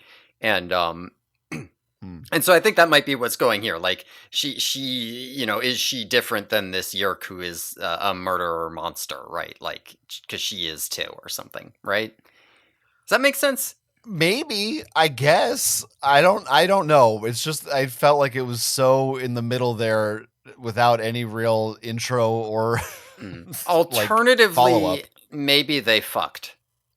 Yeah, maybe they fucked. Does that make sense? Yeah, that actually makes a lot of sense. Okay. This doesn't make sense, does it? Okay. But anyway, I like the Drode. And I guess the Drode doesn't die or anything, right? He's still out there.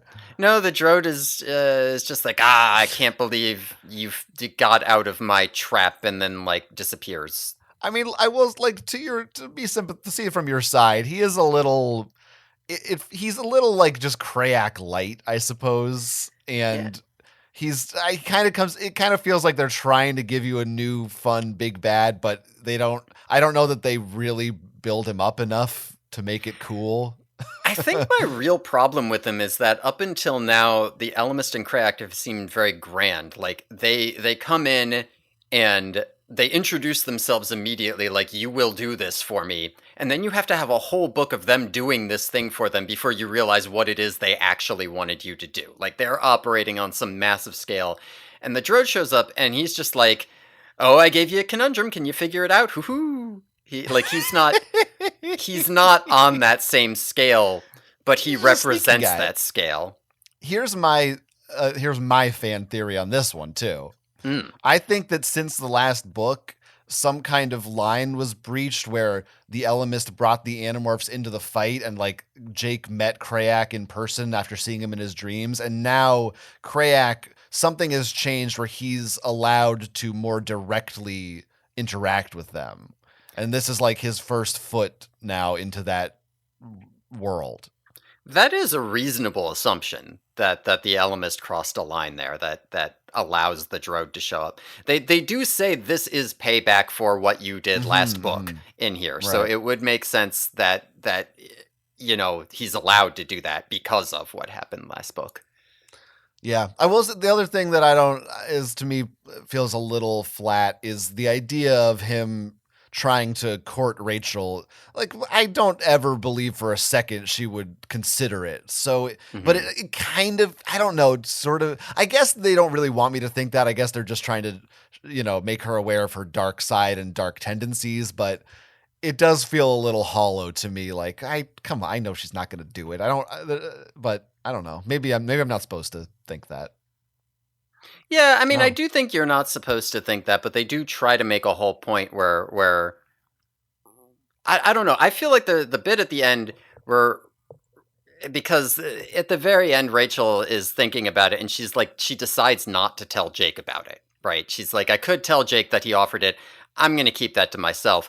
But when she's thinking about it, she basically says, yeah, he's completely right. I am like a weirdo psycho, but also I know my limits, right? And I would never kill my own cousin, and Jake doesn't need to know about it. And it kind of, I don't know, there's something about it that's just like, if you think that he's right to be talking to this dark part of you, and then you're also hiding it, and then you're excusing it as, but I know better, it'll be okay. I don't know. I do think there's something about that could make you wonder. But, I also don't think, at no point was I ever thinking, oh yeah, Rachel's going to kill Jake or whatever. Right. Yeah. All right. I guess it's, in a way, it mirrors the Elamists bullshit of like making the deal with Tobias, for instance. It's like, maybe there should have been more of I wish there was more of like that kind of an angle of like, well, you're going to die if you don't accept my help or something. Yeah. Or like there's some twist to it where like he knows she's not going to do it, but like by refusing, she has made some other deal or something. Right. I don't know. Yeah, it doesn't feel like, it feels like a win-lose situation for her when they should be trying to present a lose-lose, but one of them seems like less of a lose. I don't know, but it's fine. Drode's gonna Drode. I do think that there is something here, specifically with the like specific phrasing of the Drode's offer that maybe we can circle back to like way down the line, but. I'll put a postcard up. Yeah, put a Post-it note or a postcard. That's what I meant. And we'll revisit it then. All right, let's end this, please. All right, so, like I said, Rachel has that conclusion about the Drode's offer. The whale gets away, of course. Everything's nice there. And the next day, TT shows up again and asks Rachel out again, and Rachel turns him down again. And this time Tobias sees it and is all like, oh, he seemed cute. And she's like, shut the fuck up. And then they go flying together. At the end, that's the book. Okay, so great. I have nothing really to say about that section. No, I just figured I'll wrap that up. Couple points. Except for when Rachel says TT calls her a name she's been called before. Beautiful. That must be what it is. Yeah, I guess he was a jerk after all. Yeah, it's probably not cunt. I'm gonna put up a cunt counter for book. you. 2 it's a kid's so book. far. I guess 1 for me now. You think it's just 2? It could be more. Anyway, I wanted to just say I like this book. I think that, is this our second ghost written book? Yeah, it's only the second one. Yes. Certainly better than the last one. Right? What was the last one? No, wait, the last one was the attack. Yeah, the last one was not the one with the Helmicrons. No, sorry. It was the extreme when they were in the Arctic. Oh, yeah. Actually, no, that book was fine, too. So I think actually similar. I think both of those books kind of have a feel of a sort of more or less standard Animorphs adventure with maybe a couple of deeper sci-fi wrinkles that get thrown in there. So we get the Craig here, so that still feels fresh and fun and new. I think the writing is not bad. My issue with this book is, one, very few things actually happen. Like, there's maybe like 4 scenes, I feel like, but they're just very long. It's like we're at the mall for a long time, and then we're in the ocean for a long time. Like, there's not a lot of I feel location that. changes. I think I did notice that when I was breaking this story apart for the outline, that there were times where I was kind of breaking in the middle of scenes because they went on too long. Yeah, like the whale to squid scene is Yeah. really long. Yeah. um, it's just I guess it's better maybe than the alternative of it being rushed, but Hmm. it was something to notice. But really, the book just gets more caught up in the animal behavior and the mission when at the beginning of the book, when it starts right away with Rachel like feeling guilty about Tobias. Hmm. I'm thinking, oh, that's the centerpiece of this book.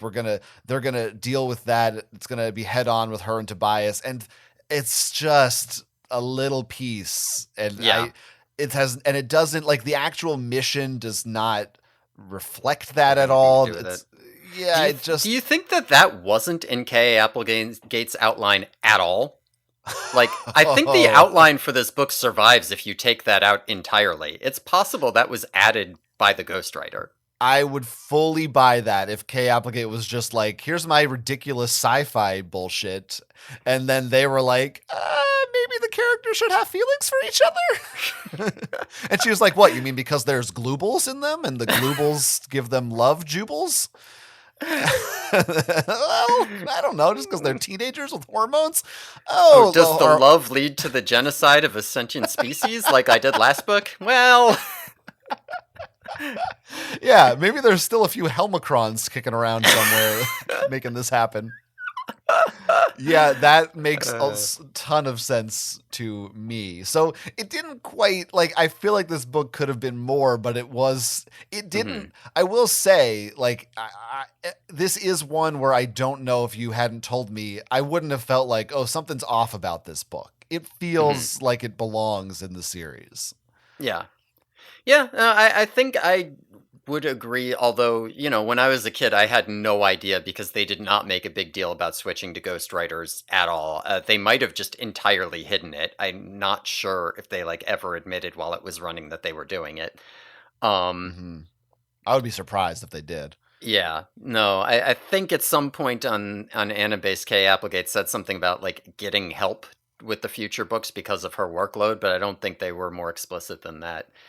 Um, I think it's interesting because I agree with you that this feels like a more standard Animorph story.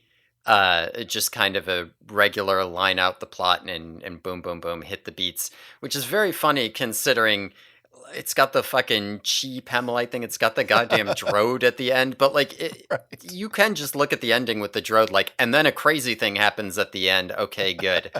Um, Yeah, it feels like the bones of a traditional Animorph story, but I think the reason why I liked it more than that is that it does have those little like okay, yeah, mhm, like the Chi being involved is interesting. You get a little splash of Krayak and you get a splash of Rachel Tobias. It's mhm, just enough to make it feel a little more important than just another mission. yeah. Uh One thing that's yeah. kind of interesting is that, it's not just the Rachel and Tobias stuff, also the Rachel personality stuff. Like the Rachel is Mhm. struggling with her violent tendencies, the Rachel is having power struggles with Jake stuff. Um, all of that is like sprinkled throughout this book and it's represented in here better than it sometimes is in the past, but none of it is directly tied to the plot in any real way. Like I said, the outline of this book remains perfectly intact. This doesn't have to be Rachel. Anybody could have told this story. That kind of feels almost overlaid onto it in a way, which isn't necessarily bad, but I do think that that's interesting to me that it's done that way. Yeah, I think that's right, and her personality comes through well, and yeah, I wonder how many books, if I thought about them, I would feel like the characters are were essential for that POV. I don't know if it's the majority of them.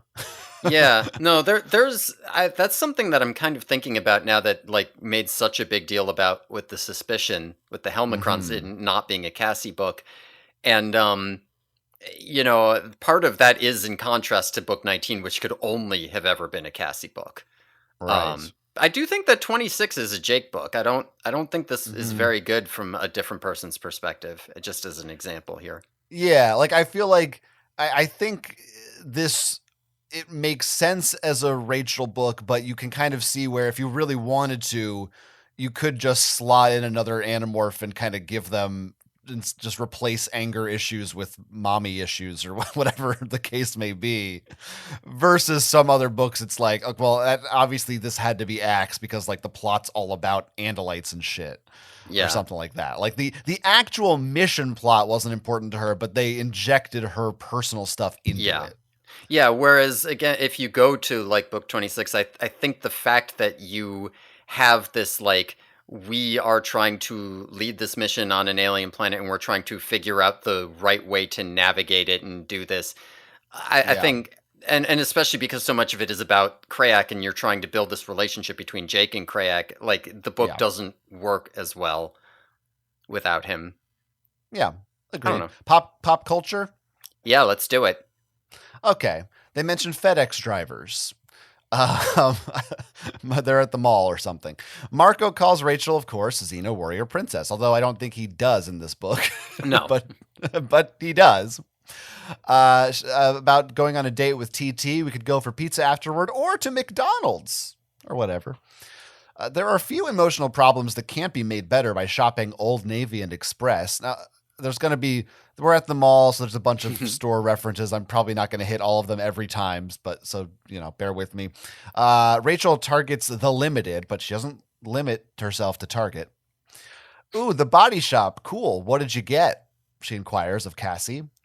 This is in the running for one of my favorite sentences in Animorphs. There's actually a few of those in here, but this one is really good. Eric the Chi was standing in front of the Gap. That's good. Excellent sentence. Sublime.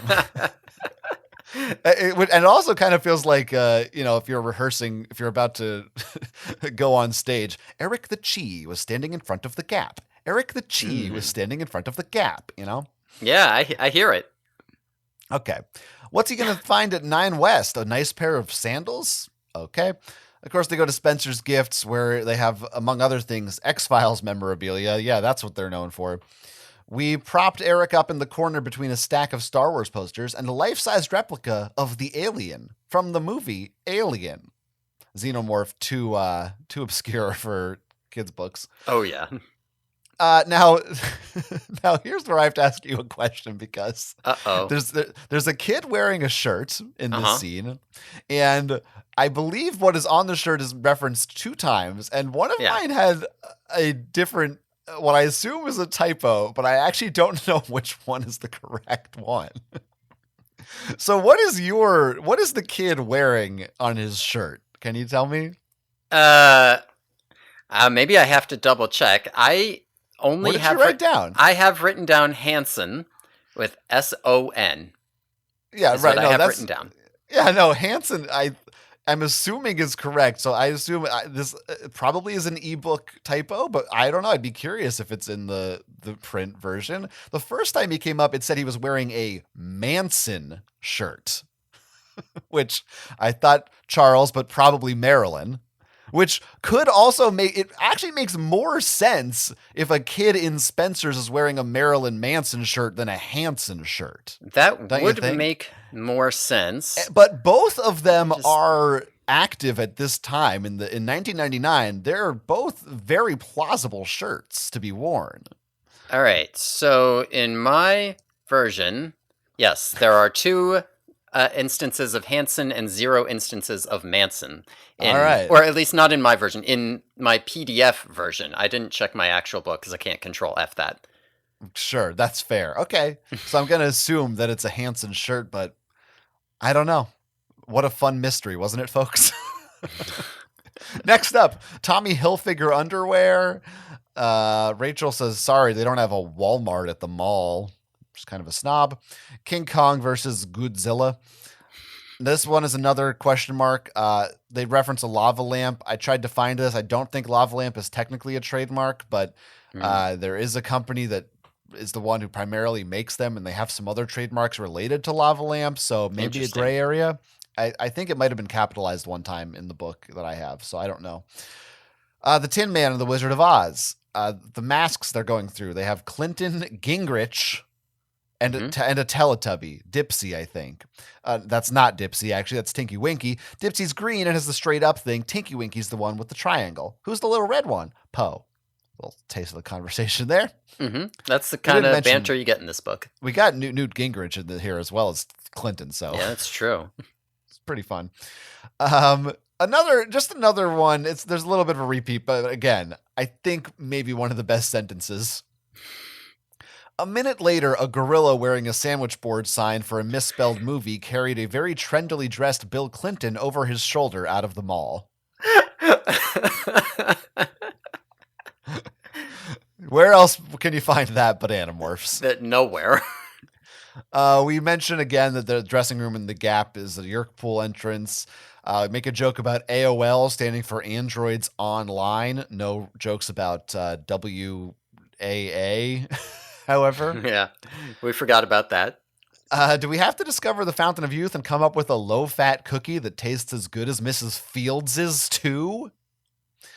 Okay, Rachel's head when she's an elephant is the size of one of those cute little Volkswagens. I guess VW bugs are kind of new, maybe, so they have to kind of remind you what that is. Okay. What is this? When animals attack? Hey, can King Kong climb the Empire State Building? We could tell everyone we're going to find the Titanic. We could see if Leo DiCaprio is floating around down there. Tobias says, I am so totally not interested in being Captain Nemo. And then they go on this long argument about whether it's called Voyage to the Bottom of the Sea or Journey to the Bottom of the Sea. Of course, it is, in fact, 20,000 Leagues Under the Sea by Jules Verne. Oh, yeah, Voyage was a TV show. They run it on the Sci-Fi Channel. And Marco says, I thought it was on Nick at Night. Yeah. A whole lot I did actually, I like how Rachel says 20,000 Leagues Under the Sea. Jules Verne. From? And? I need to point out that this is not the first instance of them spelling Nick at Night incorrectly. They spell night like the real word, when in fact it's Nite, but they are now officially associated with Nickelodeon, so you'd think they would get that right. I would not think that anyone edited these. Rachel has an image of her being squashed to the size of a Barbie doll on the ocean floor. I don't really know how that... you wouldn't get squashed to the size of a Barbie doll. I guess if you're standing straight up and you get flattened from an angle, whatever. Well, you'd be crushed from... Well, yeah, I don't know. I mean, it doesn't really work. It's a metaphor. Okay. She is a seagull and she wants an empty Lay's barbecue chips bag. Mercifully, there are no other seagull trash references in the book. I was real worried at first. She pictures herself also as a big drowned female Gulliver. Does Gulliver from Gulliver's Travels drown? I don't know. He washes up on a shore. Oh yeah, I guess in Animal Crossing. There's a pelican or something named Gulliver, and he gets washed up on shore. And I think that's what they're referencing. No, he's a seagull? I don't know what he is. This is not my favorite sentence when she says the echolocation is like a black and white sketch that traced across my mind and was erased like an Etch-a-Sketch. Okay, so it's like a black and white sketch and the black and white sketch is also like something else. Stick to one don't put a metaphor in your metaphor. It's ridiculous. Just say it's like an Etch-a-Sketch. This is what we call good prose, John. I'm sorry you can't recognize it. Sharp-edged suckers the size of saucers super glued the creature to me. Super glue. Capital super. Capital glued. Yep. The way you might feel the dentist is real, even through the Novocaine. Capital N. It looks like Snoopy, like a huge, prone, faint green Snoopy. Inside the ship? There's a bunch of swirls, Picasso-like abstracts, and Van Gogh flowers, and trees and bushes in Crayola colors. And, I heard Disney was building a cruise ship. Maybe this is it. So how about that? This was pre-Disney Cruise. Yeah. That's pretty fun. I think that's fun. And that's the end of the pop culture references from this book. Well, there's one other thing in here that it's so close to counting. Marco sees the Drode and he says, like, someone called the Prune Growers Association, and that's capitalized. And I looked it up, and there is nothing that is called the Prune Growers Association, but there are so many things that are damn close. So this could be the Prune Bargaining Association, which is located in California and was founded before this book. There's also like a Prune Growers Marketing Association, which wasn't founded until after this book. It's so close, but I couldn't find an actual Prune Growers Association. I'm glad you tried. I did. You did your due diligence. I'll also say there's a part where Marco's a gorilla and he says, this place is a madhouse. And I thought that might have been a little reference to Planet of the Apes, because that's a classic line where he says, it's a madhouse. Could be. Yeah, maybe. I think if Marco might be, as a gorilla, just constantly looking for excuses to make ape jokes. I think he would be. I mean, he makes a few in this book. Okay. So why don't you, what if you told the folks how they could help support the show, maybe? How are they doing that? On our Patreon, maybe? They might go to our Patreon? Yeah, okay. What was it? /Yerky Boy? I don't know. All right. /the Yerky Boys? Yeah, that's our official.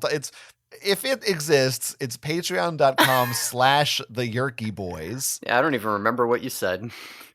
And it's not that hard to remember, to be honest with you. And we also didn't discuss, I don't know, will there be an episode, a bonus episode? There probably should be one there when you sign up, right? There probably should be. When do those come out? If That's it's not a good there question. now, check next week. We're working out the details, and let us know what you think. You can email us with your questions or comments for free. theyerkyboys@gmail.com. And if you'd like, you can follow me online. I have another podcast called Geeks on Trial. That's a lot of fun. And other stuff too. You can follow me on Blue Sky even at Jonathan Estes, which is my name on Blue Sky. Yeah, you could also follow me on Blue Sky at DogTimesMcGee. So, thanks everyone for listening. Tune in next time when we'll be talking about Book 28, The Experiment in which Axe turns into a cow, on the Yerky Boys. Pretty excited now.